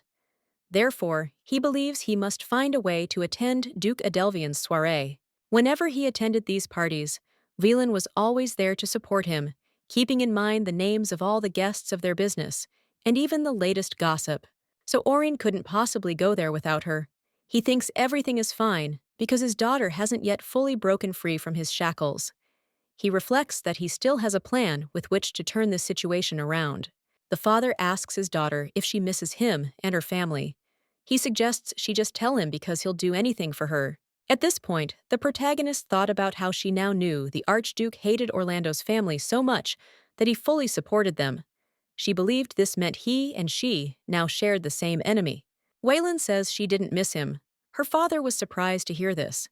She explains that she hasn't thought about him, or Senorita, or Adelina once since she started living in this house. The girl says she's very happy to be there, and then asks her father why he came. She says she's only engaged and not yet married, but has already left his nest.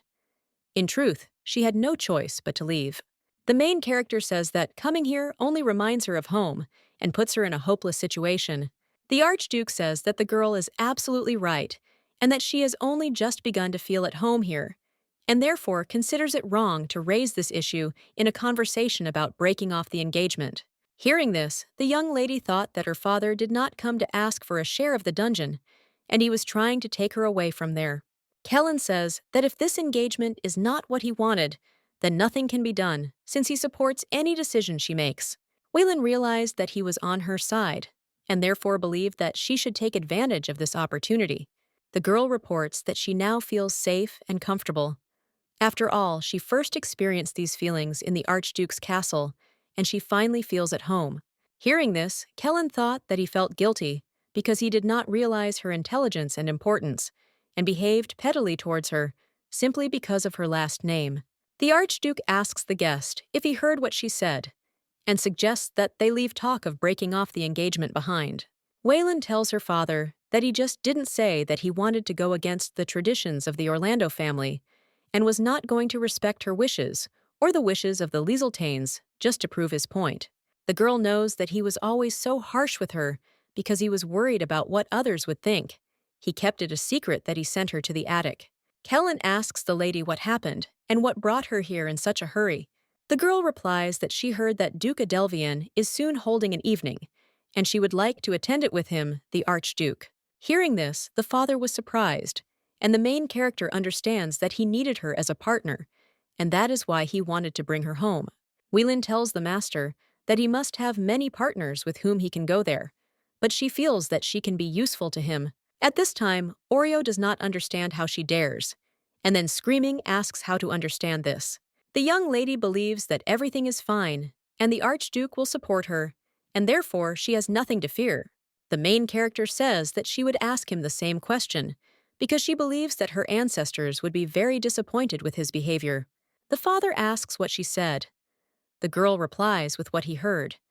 She says he always emphasized the importance of displaying elegance and dignity, and then asks if he didn't say the Orlando family didn't admit mistakes and strived only for perfection. Whelan says that as his daughter and former partner, his wife will say at public events that it breaks her heart to see him let his emotions get the better of him and act so rudely. The girl says that since she did this at the parties, let her give him advice, and then tells him to please leave. At this time, the main character thought that she wanted him to leave the castle, and for one of her lives. When her father left, the girl thought about how she'd been afraid he'd cause a terrible scene. She doesn't understand why she's always been so accommodating, and why it never occurred to her to confront him. The young lady realizes that he is nothing more than a sad and pathetic man because of all the times she was near the Archduke. Why now? The girl became so agitated that she started coughing. The gentleman quickly offered her some warm water and then asked them to heat the stove. He assumed she was coughing because of the cold, but she looked much more serious. Kellen saw the thermos in Marine's hands, a magical artifact, and thought that he could use it for more than just keeping warm. The Archduke does not understand why he was not informed of anything and assumes that Whelan must be trying to hide the fact that she is ill. The gentleman thought that she was probably afraid to talk about it because she could not miss the events she attended with Oren, and thought that this would explain everything. The man assumes that although she is sided with him, he still doesn't feel comfortable enough to share such unnecessary information, and he is interested in how to win her trust. Whelan turns to His Highness and apologizes. He says she has nothing to apologize for, and then asks if she's feeling better. The lady replies, very much, and thanks him. Meanwhile, the gentleman thought about what she had rejected, and chose not to mention the coughing fit. Kellen thought about how he was the one who pushed her away first, and thought it was natural that she was wary of him, and he assumed that he would gradually win her trust. The main character thanks him for his help, and says that if it weren't for him, but the gentleman interrupts her, and says that everything is fine, because he believes that there is no point in dwelling on what could have happened. At this time, the girl thought that he continues to show kindness to her, and it seems sincere, and she believes that step by step he will prove that he is on the side of the Lieseltanes. The Archduke asks the lady if she has heard of the Knights of Lieseltane. She replies that she has heard that many of them are professional soldiers. The gentleman says this is true, and he doesn't like to talk about it, but he is a staunch supporter of meritocracy. The main character says she is aware of this. To make matters worse, the Archduke is known to be an extremely cautious man. Despite his trust in Gellard, he only allocated him 10,000 square feet of the several hundred he owns. Teorian tirelessly begged his father and managed to get more than 35. Kellen explains that he only selects people who demonstrate outstanding skills and talent. At this point, the protagonist thinks he must already know she lived in the attic. Whelan suggests that he most likely thought that she would side with Oren, but she made a different decision. The Archduke says that he knows the lady is smart enough to understand him, and then announces that he wants to formally invite her into the Lieseltane family. The gentleman says that from now on, she will be able to freely enter and exit the main building, but he should not forever hide behind high walls, but rather, he should hold people accountable for the mistakes they have made. Kellen thanks Whelan for helping him make this happen. When the girl came to her room, she thought that she was exhausted, and the Archduke saw her for who she was. The young lady understands that he did not see a noble lady from the Orlando family, but a real Valen who was always bullied and locked in the attic. The girl understands that he not only saw this part of her, but also accepted it. Kellen reminds the girl that she said she wanted to accompany him to Duke Adelvian's party, and then asks if she is sure she will be able to recover by then. Whelan says she didn't just say that to hurt her father, but it's the absolute truth, because she wants to go with his lordship.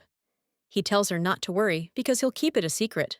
The young lady thought that, fortunately, he did not know about her contractual engagement to Gellard, and she felt bad because she felt like she was letting the Archduke down. The main character believes that before the events of the novella begin, she must make sure he's okay before leaving them, knowing it's the least she can do to repay his kindness. At this time, the young gentleman knocks on the girl's door and apologizes for disturbing her, then explains that he urgently needs to talk to her. Gellard says he's curious about something so important that she pushed him aside at the entrance to the main building. Then he points out that she's not fully recovered yet. The guy thought that she found him so unpleasant that she would rather see her father, from whom she had to hide her illness. Willin offers him to sit down first, and then apologizes for what happened and explains that she was in a hurry and did not have time to explain. But as far as he can see, she is fine. Gellard says he doesn't know if her father told her, but he agreed to invest in them. And he didn't try to hide it or anything, but on the contrary, he wanted to discuss it with her right away. The main character claims that the investments haven't been made yet, so everything can be cancelled if he wants. And at this point, the girl doesn't understand why he's so excited, but she suggests that he should be praised first. And she says it's wonderful. The young gentleman says he couldn't have done it without her help.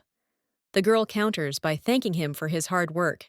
The guy asks why she speaks like that, as if she is making excuses.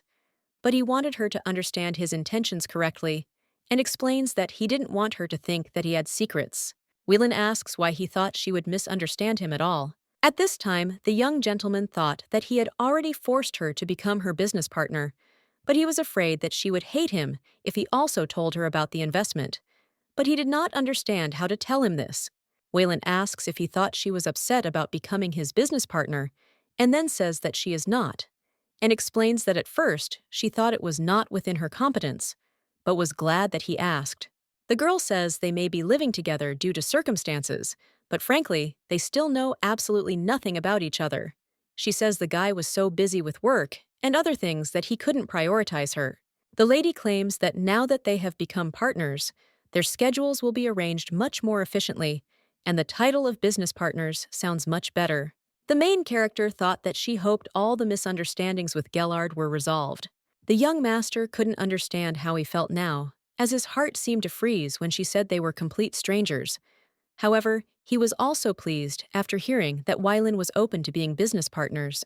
Gellard realizes she's usually confident, but today he's noticed a certain vulnerability. It's strange because he feels like something has pierced him, and he can't quite place it. The butler asks the gentleman whether he called him for a report. The Archduke asks what he thinks of these two. The servant assumes he's already heard about their public displays of affection, and therefore assumes they're quite close. Beyond that, he has nothing more to say. Kellen asks if he missed anything, for example, something about Whelan's health. The gentleman reports that she suddenly started coughing continuously the last time they saw her. Indigo says the lady's illness is a severe form of flu, and as far as he knows, it's so serious that they simply can't do anything. Hearing this, the Archduke wondered if she was seriously ill, and wondered what had been going on in Orlando's house. But given how she had been treated, he wasn't surprised she had fallen ill. The gentleman believes that he should have paid attention to this when he first heard about her past, but he understands that he needs to make sure that she does not get worse. Kellen suggests keeping his knowledge of her illness a secret. He says Whelan tried to hide it, and he doesn't want to embarrass her. The butler asks if he could say one more thing to his lordship. He then reveals that he fears the Gellard is not allowing Lady Whelan to rest properly, as he doesn't want to be separated from her, even for a moment. The gentleman says that he must be head over heels in love, and offers to tell him that they need to meet right now. The Archduke says this is unacceptable, and wonders if the hotel has VIP rooms. The man says Lord Racine has taken the last remaining VIP room. Kellen says to invite the lord to their main building and send the remaining servants to take care of Lady Whelan. The butler apologizes and says that the lord is a very important guest for the hotel. The Mansion of Majesty is a hotel located on the grounds of magnificent vineyards. Many people want to spend the night there where the wine was first produced. Rooms there are booked a year in advance, despite the high prices. The Archduke says they can invite him to his spare wine cellar and he'll give him a tour. This cellar is also known as a wine lover's paradise. Even a sommelier with a key to the wine cellar of the Imperial Palace would envy this treasure trove. Renowned for its first-class security, the cellar is famous for the fact that only Archduke Lieseltane himself has the right to enter it. The butler asks his lordship if he is sure, as he believes he will have to deal with the consequences of public opinion. At this time, the gentleman thought that he would do everything so that the poor girl could at least rest a little. Indigo informs Lady Whelan that she has been granted lifetime access to the Mansion of State. She's surprised, asks what he means by lifetime access. The butler explains that by simply signing the VIP client list, she will be free to visit the mansion at any time, and then shows the document that the Archduke ordered to be left in her room. At this point, the main character doesn't understand what's happening. Indigo says that, with a panoramic view of magnificent vineyards and the best wine in the country, she can restore both body and soul. Gellard asked if she thought it was worth going there. At that moment, the girl thought about how she would enjoy a little rest, as she wanted to be alone away from her father and the señorita, and from anyone else ever. Waylon says it's time to go on vacation, but the guy tells her not to worry about it because she needs rest. Gellard thought that his father was referring to Vaylin's health and believed that he had deliberately emphasized her recovery, which meant he was aware of her condition, and therefore believed that he could then ask him to call a priest or a wizard for Vaylin. The guy thinks that maybe they can find out more information about her illness. The main character reports that the Archduke made every effort to arrange this vacation for her, and therefore considers it impolite to refuse. The girl says that she will only be gone for a couple of days, and he invites her to go on her way and have a good rest. When the girl arrived at the Grand Mansion, she realized that the VIP list included every single influential man and woman in the Empire. She realized that while she was there, she needed to establish relationships with them, believing it would help Gellard in his business dealings. The manager says that his name is Rudolvin, and he works in this mansion, and then invites the lady to follow him as he will show her the room. Waylon was amazed by how beautiful the place was, and the service was first class. Then she asked the maid if they were in heaven. The manager thought that the lady's manners were impeccable, and during her 30 years of service in the Mansion of Greatness, he had seen many times how the unusual beauty of this place made aristocrats forget even the most basic rules of conduct. Rudolvin believes that the lady was speechless for just a moment, and he has never seen anyone come to their senses so quickly. The man believes that Waylin is elegant and has exquisite taste, and that it would be difficult for the Archduke to impress her. The manager realizes that for the first time in a long time, he'll likely have to work much harder. He believes she must mean a lot to the Archduke if he dared to cancel Lord Racine's reservation, and so he'll do everything he can to provide her with the best service. Rudolvin tells the girl that they have arrived, and this is her room. He says welcome to their most spacious room with a stunning view of the vineyard. Waylon thanked him for his help and thought that he wasn't talking about the royal apartments. The royal apartments in the Mansion of Greatness are so beautiful that the emperor himself desired to purchase them. Although he was unable to acquire them, they have since been reserved exclusively for members of the imperial family. The main character realizes that the Archduke gave up all the profit he could get from this room to allow her to live in it for free, and she wonders what amount of money we are talking about. And when the man gave her the keys to the royal apartments, the girl thought that maybe it was some kind of mistake. At this time, the manager thought that he did not expect less from her since she had just been handed the keys to the royal apartments, and she did not even bat an eyelid. Rudolvin understands that he must do everything in his power to help such a calm and beautiful person as she, and he wants the lady to enter the room quickly so he can convey information about the dungeon's illness. The maid urged her mistress to hurry to her room. The main character thought that Marine was rushing her so much and assumed he must be eager to see the royal apartments. Waylon suggests that she take a good rest before dinner. At this point, the red-haired boy asks in surprise what this means. Then he explains that he thought the royal apartments were inaccessible. The manager asks Sir Dolar what brings him to this floor. He replies that he can go wherever he wants. Upon hearing this man's name, the protagonist realized he was Derell Adelvion. And there's no one in the entire empire who doesn't know his name. Derell has exclusive rights to all magic processing technologies in the empire, and he's not only the sole heir to the family fortune, but also a renowned genius. Adelvion became the current emperor's personal tutor, and later his best friend, despite being the same age as him. He is also known for other traits. The gentleman asks who this lady is and why she holds the keys to the royal assortment. Waylon knows he has quite a temper and is known more than anyone for his snobbish nature. Growing up as the sole heir has only strengthened his sense of self-worth. The main character understands that, nevertheless, he is one of those characters she wanted to meet and cannot believe that she ran into him like this. Dolar is one of the few natural characters to appear in the original novel, and he was handsome, noble in birth, tall in stature, and was also greeted with great enthusiasm by readers. However, it turned out that he was straight after he rejected the Emperor's advances at the beginning of the novel. This was sad news for readers who wanted a secondary couple in the plot. However, Derell became a good friend to Nellen. The main character knows that he gave a little respite from all the melancholy in this story, and therefore she was able to finish reading the novella without any problems, and for some reason it seems to her that she met an old friend. Waylon muses that she could always meet him at one of the parties, but she's happy that she ran into him like this. And besides, he doesn't really care about social status, and therefore thinks that this could be an opportunity to help the Gellard. The lady greeted the Duke and said that her name was Waylon Lyseltane, and that she was pleased to meet him. The guy looked at the girl and thought that she wasn't very pretty, but she was dressed quite elegantly, and then he said that he didn't think she knew who he was. The lady said that of course he was Sir Adelvian, and then she thought about how it was no secret that many women wanted to be the next Duchess of Adelvian. After all, that's why they chased him, even if they were already married. The gentleman thought that she must have approached him for personal gain like everyone else, and he wondered if she really thought he was an idiot. Dolaire took the girl's hand and then shook it harder.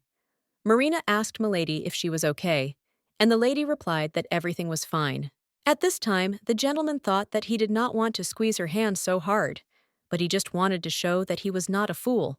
The maid asks the mistress to show her palm, but the lady objects and claims that everything is fine, and then says that she must have scared him and asks if he is okay. Hearing this, Dolaire thought that she was worried about him, but thought that only she was in pain. At this point, the main character realized that he definitely blamed himself deep down. She knew he had no dating experience and was probably used to shaking men's hands, but had never held a woman's hand. The girl thinks he squeezed with the same force he was used to, and that's why he was afraid of her reaction. Then she remembers that she didn't notice his name on the guest list. The lady wondered why he came to the royal apartments without even reserving them. Waylon asks the gentleman what he's staring at. He tells her that if she has something to say, let her say it, and then says that if she's upset that he almost broke her palm, let her say it to his face. The girl doesn't understand why he became defensive, since she simply asked if everything was okay. She recalls that in the novella, he was described as an unpredictable character. It was precisely because of this trait that readers loved him so much and rejected the Emperor's feelings, not to mention his personality. He's a Delvian, and the only person there with anything to lose is her. The lady apologized and then said she must have offended him. At that moment, the girl began coughing and asked the maid for some water before leaving. The red-haired guy doesn't understand why she suddenly started coughing, and he wonders if it happened because of what he said. The gentleman remembers that his father warned him about this, that he should be more gentle towards women, and the last time something similar happened, his father gave him some advice. Duke Adelvian believed that threatening women with the same brute force as men was nothing more than intimidation. Dolaire thought he hated to admit it, but it seemed like he had made a mistake, because he didn't understand how he could deny it when she seemed so fragile and weak. The gentleman apologizes and then says he thinks he scared her. He apologizes for squeezing her hand too hard and for hanging his voice, then says he didn't mean to hurt him. Hearing this, the main character couldn't believe this man was actually apologizing. She explains that the problem is that her body is very weak, and therefore she doesn't think an apology is necessary. Dolaire asks the lady to listen to him and asks if she is really staying in this room. The girl asks if he really wants to know. He asks surprised if it's true that this is her room. Waylon said that was true, but she'd like to discuss something with him. He entered the room and sat down on the sofa, then asked what she wanted to talk to him about. The girl asks him if he likes the royal apartments. He surprised asks why she asks. The lady says she thinks she can satisfy his desire. The guy says he has no idea what she's talking about, then claims she's already Lyseltane, and asks how exactly she plans to satisfy his desires. Hearing this, the main character thought that she had said something wrong. At this point, Nellen was standing at the door and overheard their conversation. The manager turned to him and said that this wasn't his room, and he was afraid there was some mistake. He offered to follow him, as he would show him his room. The guy says he doesn't remember his voice being so loud. Rudelvin asks for forgiveness, because he was so impatient to greet him that he forgot all about manners, and therefore hopes that the master will understand. The manager was concerned that he didn't want strangers to know that an engaged woman was talking privately with another man. He believed that if guests learned someone was eavesdropping, it could harm both the hotel's reputation and his own. Nellin says he must be a little tipsy from all that wonderful wine and then asks if he could show him to his room. The man says he's glad to hear he enjoyed their wine. The guy says they seem to be short-staffed. The manager insists that despite his interruption, the best service will be provided. Nellin says he expected nothing less from a mansion of grandeur, but suspects there could be security concerns. Hearing this, the man thought he was hinting that he should keep his mouth shut and then telling him not to worry, because security at their mansion was perfectly secure. The guy said he hoped it was true.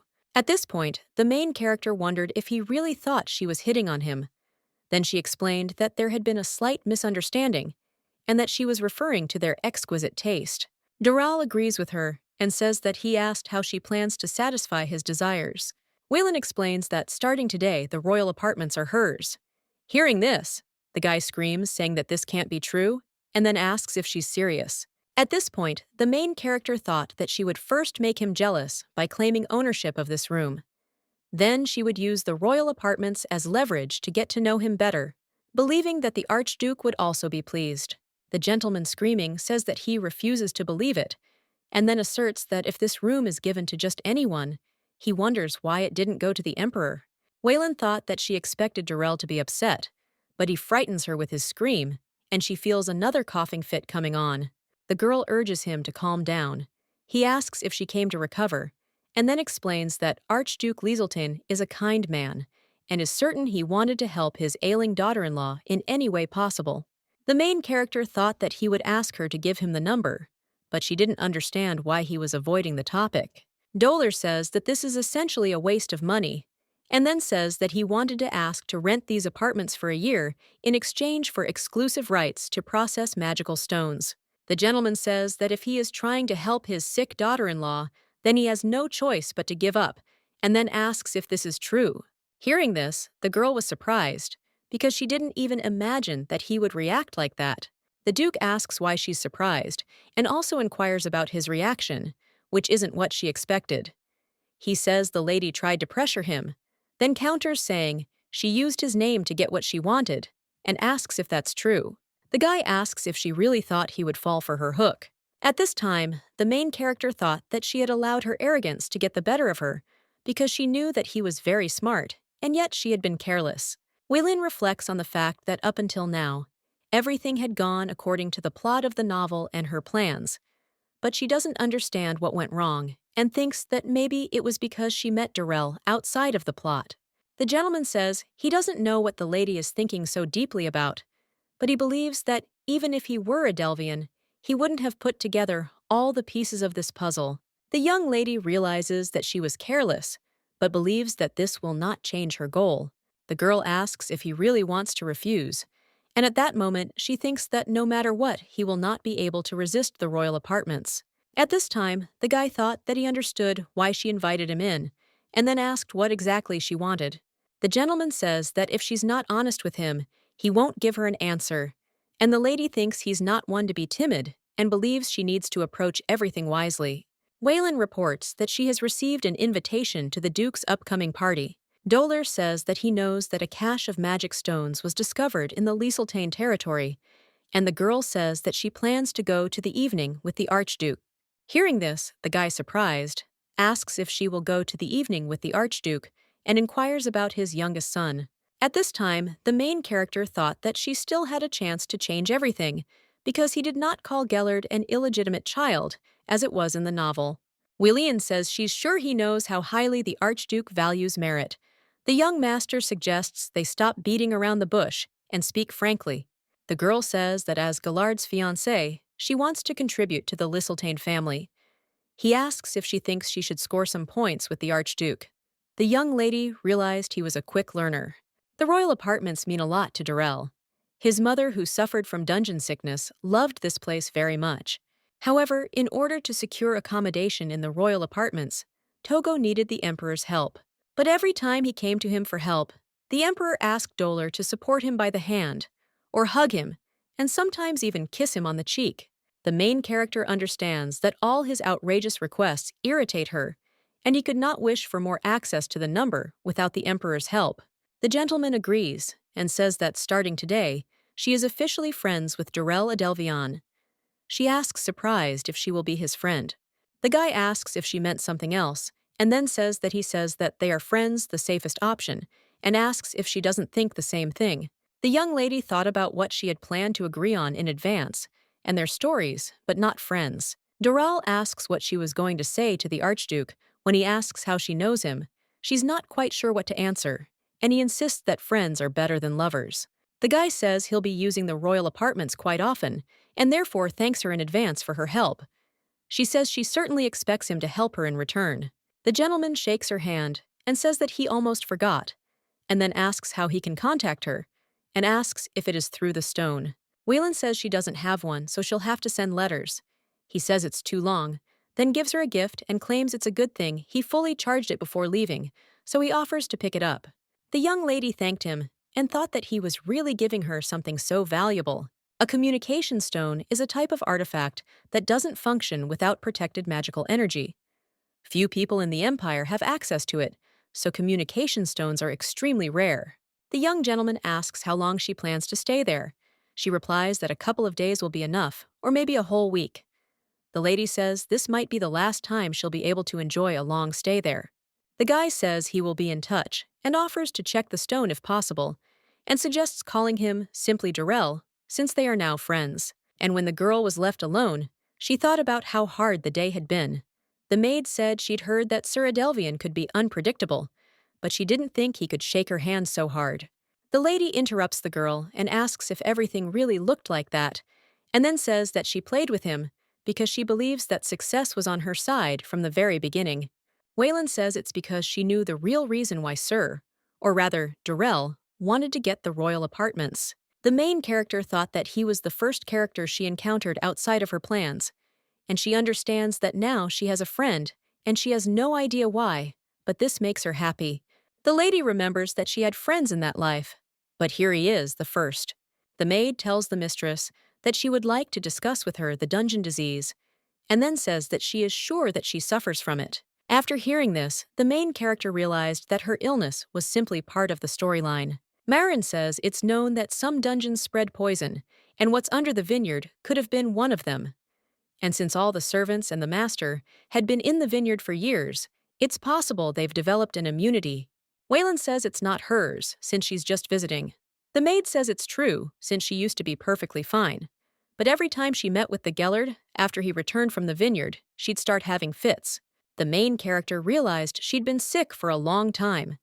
And Maureen says that's why she made a list of things they could do to ease the symptoms. Suddenly, the manager knocks on the door. The lady thanks Maureen and says she'll definitely take a look at her recording, then asks if she could open the door. Rudelvin tells the lady that she received a letter from the Archduke. The letter stated that he had heard that the lady had left for a mansion of grandeur, and therefore hoped that it would suit her taste. The reason he writes to her so soon after her departure is that he thinks it will be difficult to attend Duke Adelvian's party together. The Duke writes that he's sorry, but he can't give her a concrete explanation. After reading the letter, the protagonist realizes he can't even explain why. The girl reads that he knows her decision may shock her, but he wants her to go to the Duke's party with Gellard. He also suggests they relax at the mansion, as they can discuss the matter in more detail when she returns. Chester's trading company was well known among businessmen, but in recent months, it had significantly expanded the scope of its activities. When the company sought investors to invest in Western trade, Kellen and other businessmen in the empire were certain that the idea would fail. The sea route to the west was dangerous and unreliable, and Western goods were not very popular in their empire. But to everyone's surprise, Osvaldo's magical artifacts and luxury goods became wildly popular in the West, leading to enormous wealth. To top it all off, a large gold mine was discovered around the same time. As if by the snap of a finger, a new sea route was established. It was called the Chester Road, and the profits from the shipping fees alone were enormous. Kellen doesn't understand why he's sending him such a letter. The Archduke read that his daughter-in-law was a true seductress and a flirt. The lord thought he was trying to convey that something was going on between Waylene and Derell. The duke thought about how the Shadow Guard Midnight reported to him that nothing unusual had happened, and according to him, after meeting with Derell, he and Waylene had a conversation in her room. Keller doesn't understand why he's so worried about something like this, as he thinks he wouldn't normally even give such a letter a second thought. However, she understands that Midnight's reports are always accurate, but she knows he hid her illness from her. The gentleman thought that there were two explanations for why he could have done this. Either he really had no idea about her illness, or he betrayed him. The Archduke believes that the reason Waylene was able to survive in Orlando's house despite her illness is because she is a wise and prudent girl, and the fact that she endured it alone is proof of her wisdom. After the discovery of the dungeon, people were found who wore brooches and medallions with her image inside in order to attract wisdom to themselves. Kellen believes that she is not the type to do such stupid things, and he is sure that Waylene had a very good reason for these actions, and therefore, he can only hope that she will put an end to these rumors. The girl said she'd sent her reply to the Archduke and now needed to contact the Gellard.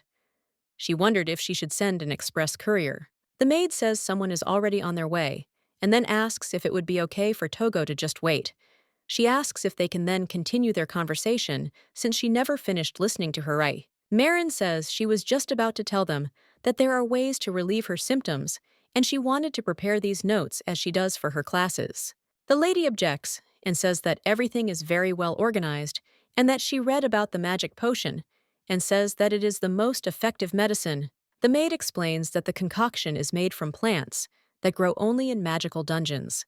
The main character recalls that the only mention of the dungeon disease in the novel was that Duchess Adelvian suffered from it, but there were no details because she was a minor character and there was no mention of her death. Waylene understands that if she gets to the evening, she will be able to learn a little more about this illness and ask the Duchess directly. The young lady thanks the maid and says it's truly very helpful. She then says she doesn't know whether she has the dungeon disease or not, but if so, no one could give her a better gift than these notes. The mistress says she's truly grateful that Marine took the time to put it all together. Hearing this, the maid says she's simply glad to be of service to her ladyship. At this time, the main character thought that she had just thanked her, but she was already so happy, and that made her feel warmer. Waylene says that since she understood that Gellard and Chester already knew each other, she thought that they should have met in the city, but definitely not in the dungeon. The young lady realizes it's her fault for not telling Gellard about her plans to attend the evening with the Archduke. However, she doesn't understand how Nellen knew about it. The girl believes that Chester should have owned a grocery store and not an entire company, and he himself went to Gellard and did not try to avoid him. The main character understands that if he approaches her so casually, it negates the whole point of Gellard's obsession, and she doesn't understand why everything is so different from the original novel's plotline. The young lady knows that Nellen was originally supposed to have nothing to do with the magical dungeon, and she doesn't understand why he went there. Then she wonders what will happen to her then, and whether that means her future will change too. Marina asks the lady if she's okay.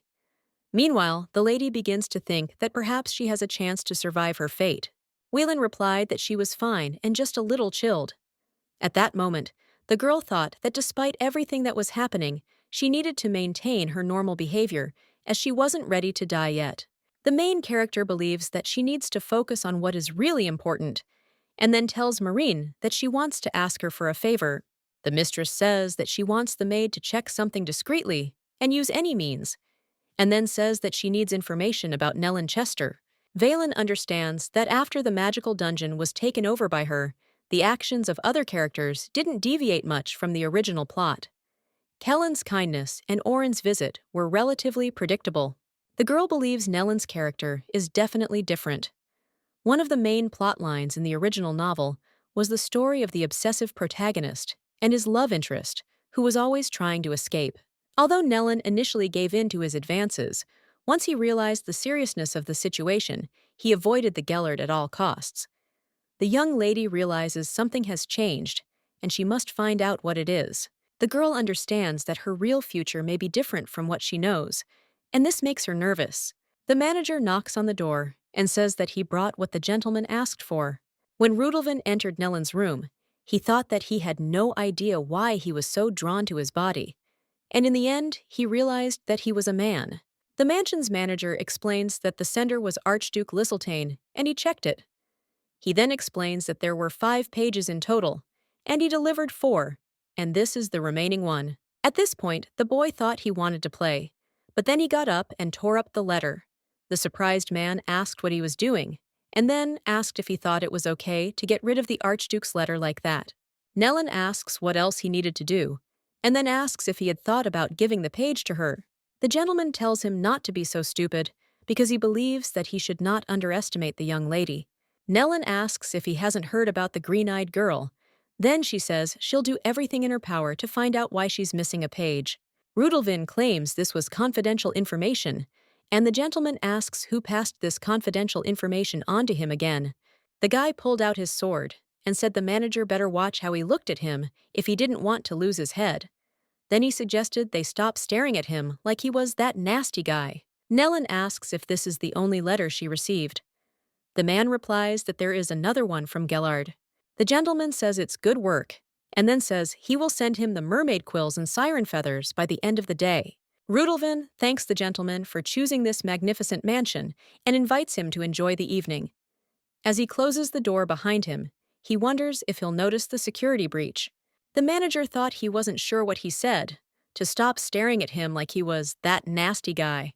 And he believes that if he plays his cards right, he might be able to use this to his advantage and free himself from Sir Chester's grasp. The man understands that the disgusting guy definitely knows what this means. Rudolvin believes that this could explain why there are no mirrors in his room, and suggests that there must be a way to dig up more information, because then he will stop blackmailing him. At this point, the guy thought that this manager was an idiot who actually thought he could outsmart him, and so he found it surprising that he noticed the lack of mirrors. Chester remembered what he had said to this guy twice, and thought that it sounded the same, and he didn't understand when these depraved men left him alone. Nellin thought that even though he couldn't look at himself, he still needed to buy a couple of mirrors. The young gentleman reads a letter stating that the young lady had planned to attend an evening with the Archduke, but he would be unable to accompany her. She therefore hoped he would be able to accompany her, and then apologized for the short note. At this point, Gellard reflected on how he himself had suggested they not interfere in each other's personal lives, and therefore he felt he had no reason to be upset that she had invited his father. However, the guy does not understand why, but he is still upset, but he thinks that it is all because of that guy. He recalls meeting Nellin Chester, who was the owner of a leading trading company. Gellard thought that he had not met him before, but it seemed that this man was quite hostile. The young gentleman says that he congratulates him on the safe return of the merchant ship, and then bows. A surprised Chester asks if he knew about it back then. The guy asks what he means. Nellin says he heard about his engagement to a very outgoing young lady. He then reports that it didn't take her long to befriend another man upon arriving at the mansion of state. Gellard surprised asks what he's talking about. Nellin says he probably didn't know, then apologizes because he didn't mean to embarrass him. The gentleman suggests they finish the conversation, since he's already started. The young man says he's still in a relationship. Gellard asks who he is and what kind of nonsense he's talking about. Chester replies that he's surprised. There are things the gentleman still doesn't know. Then he asks why they don't continue this conversation at Duke Adelvian's meeting. He believes he has a fiancée, otherwise he should be there this time. Hearing this, the young gentleman doesn't understand why he speaks, as if he already knows him. The young man suggests they wait, as he believes he won't be able to attend this time either. Gellard asks why surprised. He explains that his fiancée will be attending the party with none other than Archduke Kellen. The young master thought he was disappointed, because he hadn't learned this from Wylan. Then he wondered who Nellin Chester was. Marin informs the lady that Nellin Chester is the owner of a trading company that has reached its peak in recent months. The company's growth is largely based on international trade. Before opening it, Sir ran a grocery store. Hearing this, the lady thought that he must have been a merchant, but she did not understand why his character had changed. The maid says there's no information about how exactly he started this business. She asks surprised if there's any information at all. Marin reports that they say that he became a completely different person after an attack of headache, and he told one of his clients that it felt like someone hit him on the back of the head with a hammer. The maid says that the pain was so severe that he did not appear at the shop for several days in a row, and when a colleague decided to visit him, according to her stories, he was very confused. Wylan asks why and what he said. He asked her about their time and the current emperor, and also wondered if she was the person he remembered. Marin reports that there is one more thing, and he asked if Vaylin Orlando is still alive. Hearing this, the main character was surprised and thought that this guy seemed to know the future, and remembered that she also had a headache because of memories of a past life. The girl wondered if Nellen had been reincarnated, and if so, he knew she was supposed to die before the story even began. After all, that's why he was interested in her. The main character remembers that ever since Nellen fell in love with Etelina, he wanted to escape from Gellard, who stood in the way of his happiness. That's why that guy took up trading and got rich, changing his fate. However, he doesn't understand why he needs to look for Gellard. He thinks he was lucky this time, that he was lenient, but he could have misunderstood and gotten upset. The young lady thought that he also wanted to quarrel her with Gellard, and she assumes that Nellen still remembered his past life. Vaylin suspects that after all the torment Gellard has caused, he might want to change his future. And since the gentleman is now engaged, Nellen could easily do so. The girl believes that instead of avoiding meetings, he was trying to wedge himself between them, and therefore she thought that maybe she wanted to break him completely. However, if it weren't for her, Nellen could have extracted magic stones from Gellard's dungeon and ridiculed him for lying about his bride. Willian remembers that she was the one who took away all his chances, and therefore believes that he must hate her for ruining his plans. The girl realizes they both knew how things might turn out and couldn't help each other. In any case, their goals were radically different. The lady suggests that if Nellen wanted to destroy Gellard, then Vaylin dreamed of a quiet life, while one wanted to change the plot, the other waited for it to begin. The main character believes that even if a few small changes occur, the main events will inevitably happen. After all, that's what happened throughout the book. Waylon remembers that she heard that Nellen began to study martial arts, and he probably succeeded in using all types of weapons from a sword to a bow. And she believes that if things continue like this, he might get rid of her. The main character doesn't understand what to do now, because she thinks that she was too hasty in her thoughts yesterday, and therefore knows that she shouldn't think about important things alone early in the morning. The girl believes that it is not beneficial for Nellen to finish her off, because firstly, he is a force that has only just begun to form and join aristocratic circles. The lady understands that he can show kindness as long as his affairs are going well, but she does not understand what will happen if he shows hostility towards the nobility. Waylon reflects that then everything will change significantly, and in the end, there is nothing more cowardly than the aristocracy. The maid tells the mistress that it is time for her to get up, and the lady invites her in and says that she needed to think about something. Then she asks if she has a free morning. Marin says that she is free, but Sir Adelvian will visit the mansion of grandeur today, but maybe he will not come. But she thinks that it is worth dressing up just in case. The maid says that most likely the manager sent the mermaid scales to the Adelvian estate, and now he is here to return it back. Hearing this, the lady was surprised, and then asked why the manager did this. Marin informs Milady that she does not know for sure, but Sir Adelvian swore, and even shouted that he had no right to accept a bribe, let alone do it. Hearing this, the protagonist doesn't understand why Nellen is doing all this, or what kind of mermaid scales he is. She asks the maid if she knows how long he will be staying in the mansion of Magistio. Marin replies that he is leaving after lunch, and the lady suggests that she organize a brunch with Derell. Walking down the corridor, the maid reflected on how Lady Vaylin, upon arriving here, had been overly interested in other men. After all, she'd first befriended Sir Derell, and then asked her about Nellen Chester. Marin thought that she wasn't having affairs, but she had to bring Gellard's portrait, because she believed that it wasn't an excuse for his dandy appearance. And if she saw the portrait, she would remember that all men pale in comparison to the gentleman. Waylon thanks the gentleman for agreeing to meet her. He asks if she had a good reason, as he suddenly seemed surprised by the invitation. The girl asks how she could let her friend go without saying hello. He asks if that's why she took a pen and notebook. The main character says that he noticed, and that it's natural, and then says that she's curious about what happened in the morning. Derell asks if she loves him, and the lady wonders why he's asking such a question so suddenly. The young gentleman asks if there are any other reasons why she would decide to do something like this. Then he says, "That's great, and everything will be fine." Waylon asks, surprised, what this all means. He replies that she'd be surprised if she knew how many fake couples come there.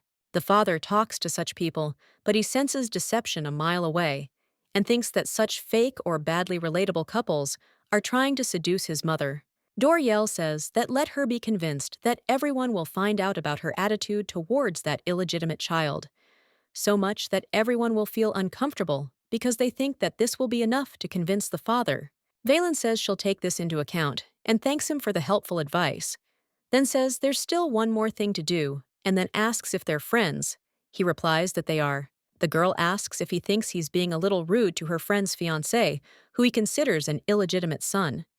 Hearing this, the gentleman asks if she adores him. Then he says that under other circumstances, she wouldn't have asked a Delvian not to call anyone that. Hearing this, the main character realized she'd forgotten she was talking to the Duke's son. Then she said that it's natural for love to make people do crazy things. Derell says that he would also like to experience this feeling, the love that makes you fight for the honor of your beloved, and it doesn't matter at all who he's talking about. The girl asks why they don't go out and meet new people.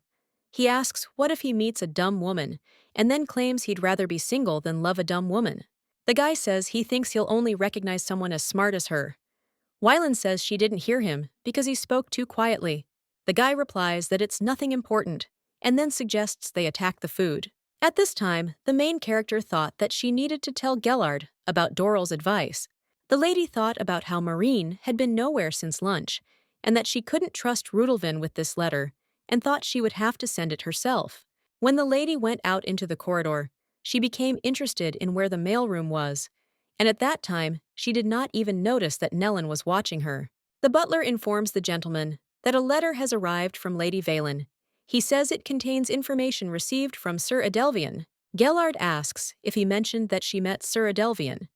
He replies that they had a friendly brunch.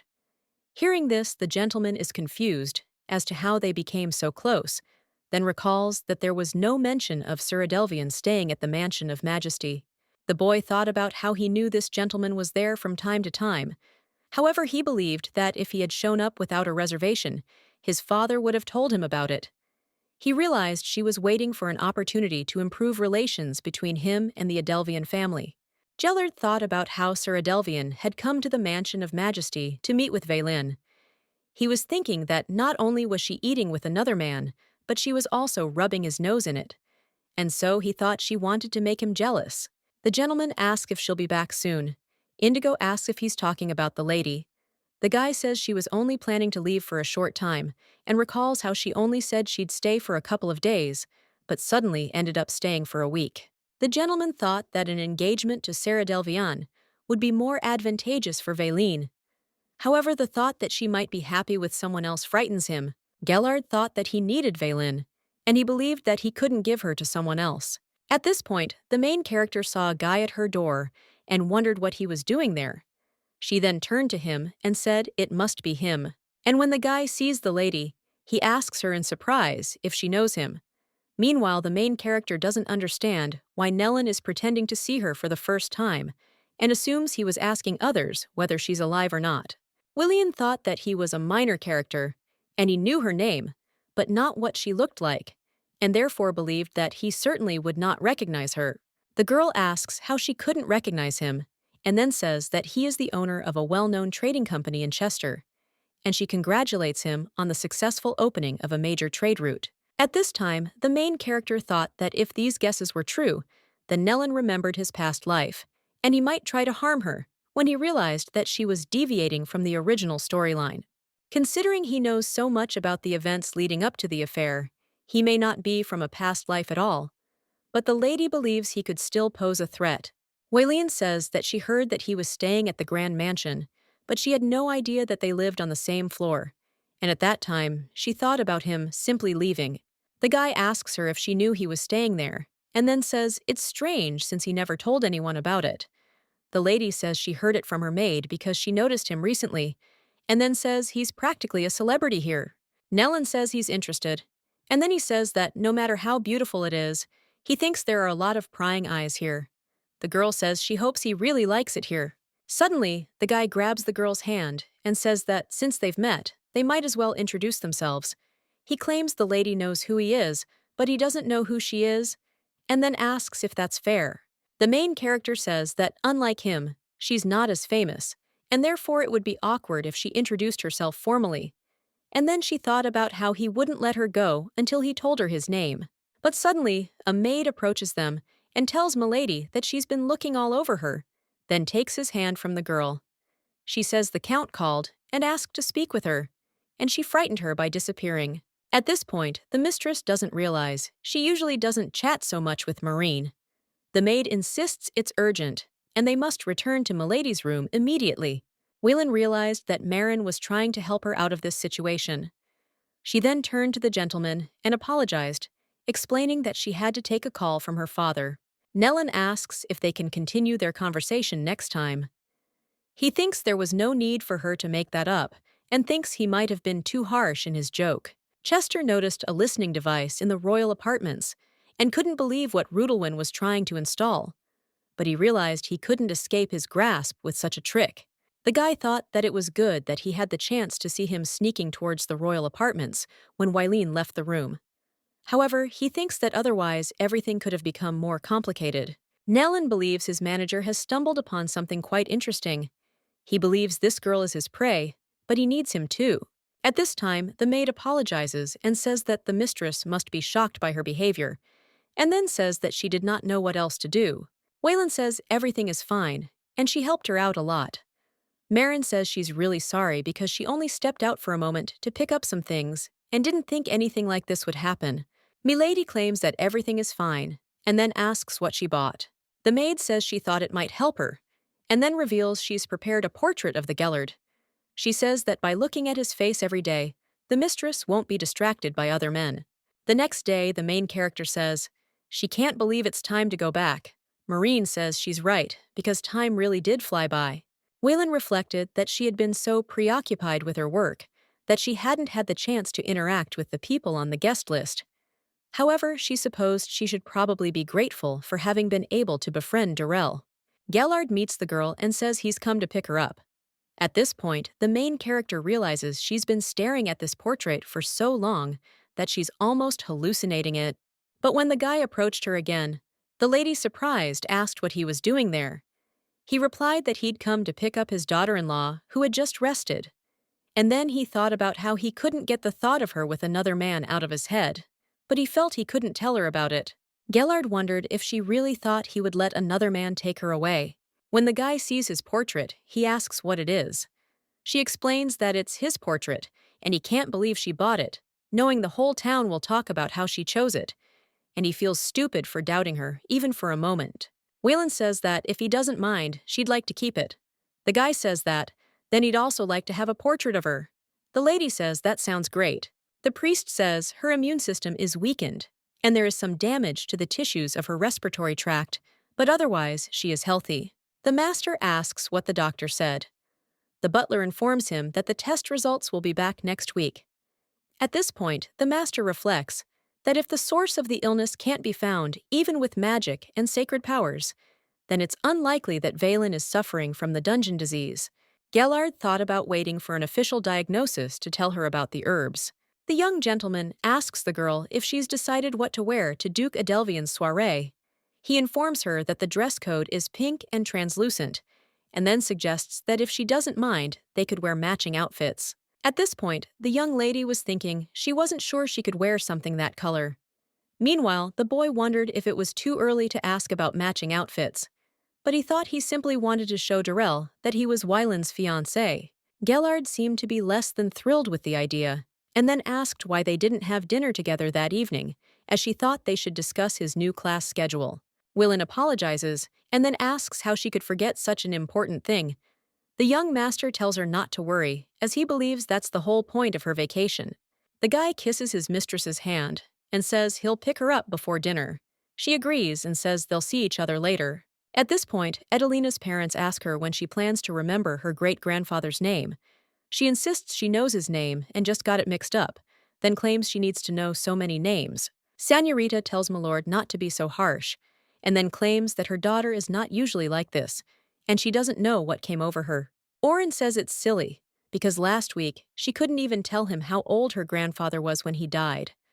The woman claims his presence is so powerful that it makes her nervous, and she herself is in awe of his greatness. The gentleman says it took Wylan less than an hour to remember everything. Hearing this, the lady cries out and says that if he needs Wylan so badly, he should have brought her home. The woman asks why he's taking it out on her, even though he failed to win her back. The Marquis asks how dare she. Edelina reminds her father that he said he would love her even if she did poorly in school, and then asks why he reprimanded her now.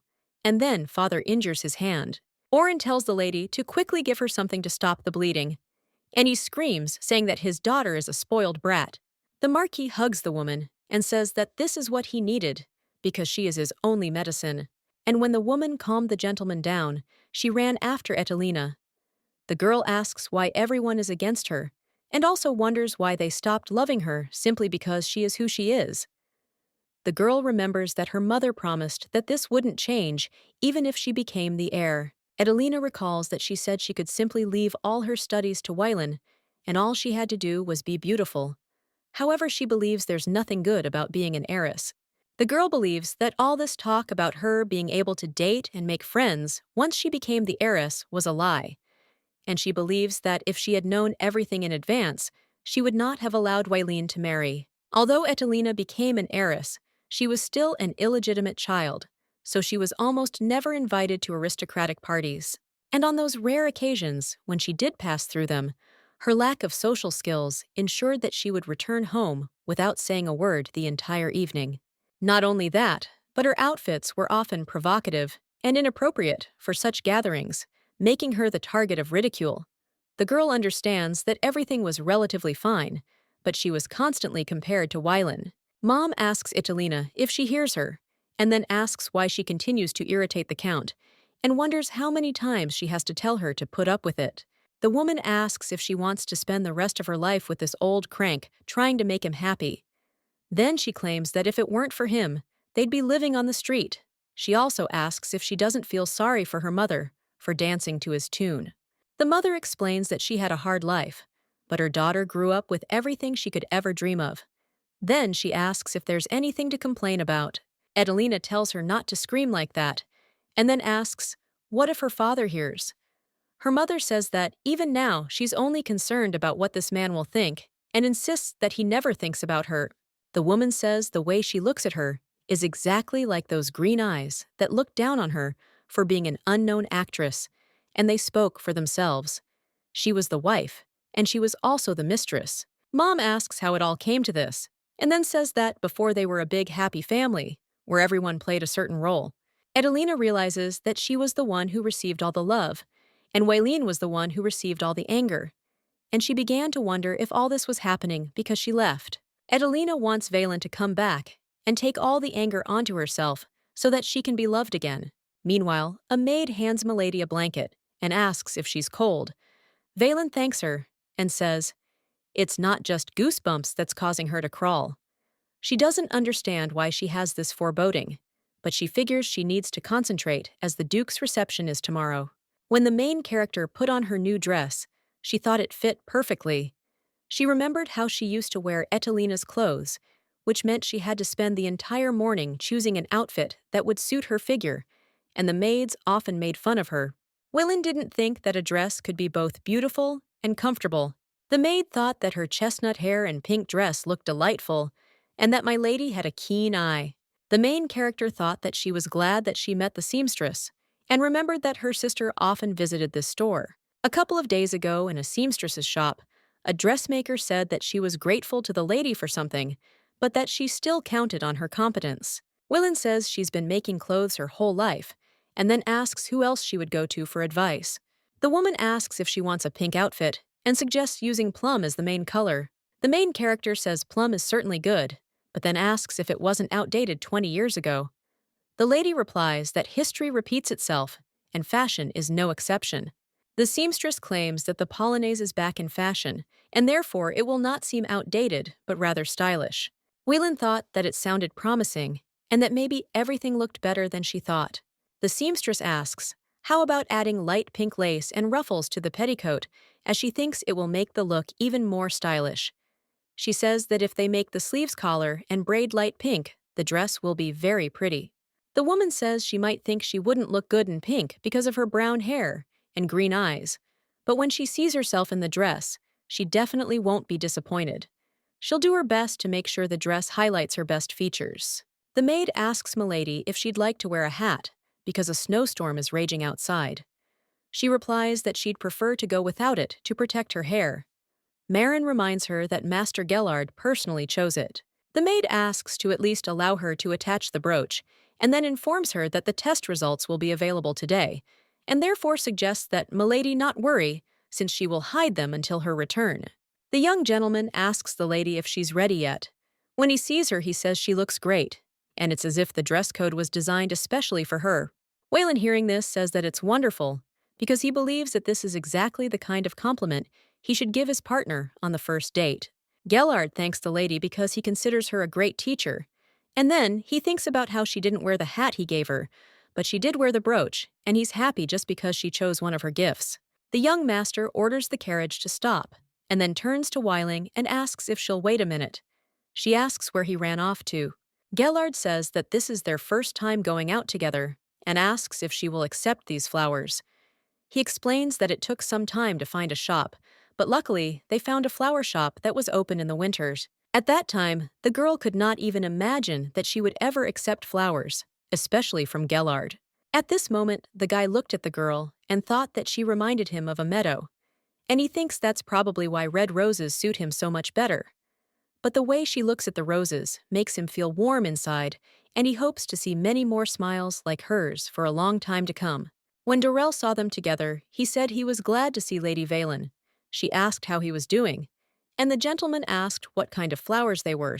The lady explains that the Gellard gave them to her on the way here. Hearing this, the gentleman thought about the flowers he bought, and that only a fool would go to a woman who has flowers from her fiancé. Derell says her fiancé really doesn't understand anything. Then she says she can't believe he chose red roses for the girl wearing a plum-colored dress because they attract too much attention. At this point, the protagonist doesn't understand what's come over him, and then says, "That's enough." Hearing this, the Duke reflects on how several days have passed since their meeting, but her behavior has changed so much, and he doesn't understand why Weiland is so avoidant of him. Dolar thought that it was he who bought her these awful flowers, and he doesn't understand why she is so angry with him, since she thinks daffodils or lilies would suit her better. The Duke thought that if only he were her suitor. He then turned to the lady and asked her for a few words. Gellard asks if he wants to talk to his fiancée alone. Derell replies that he does, and then asks if he has any problems.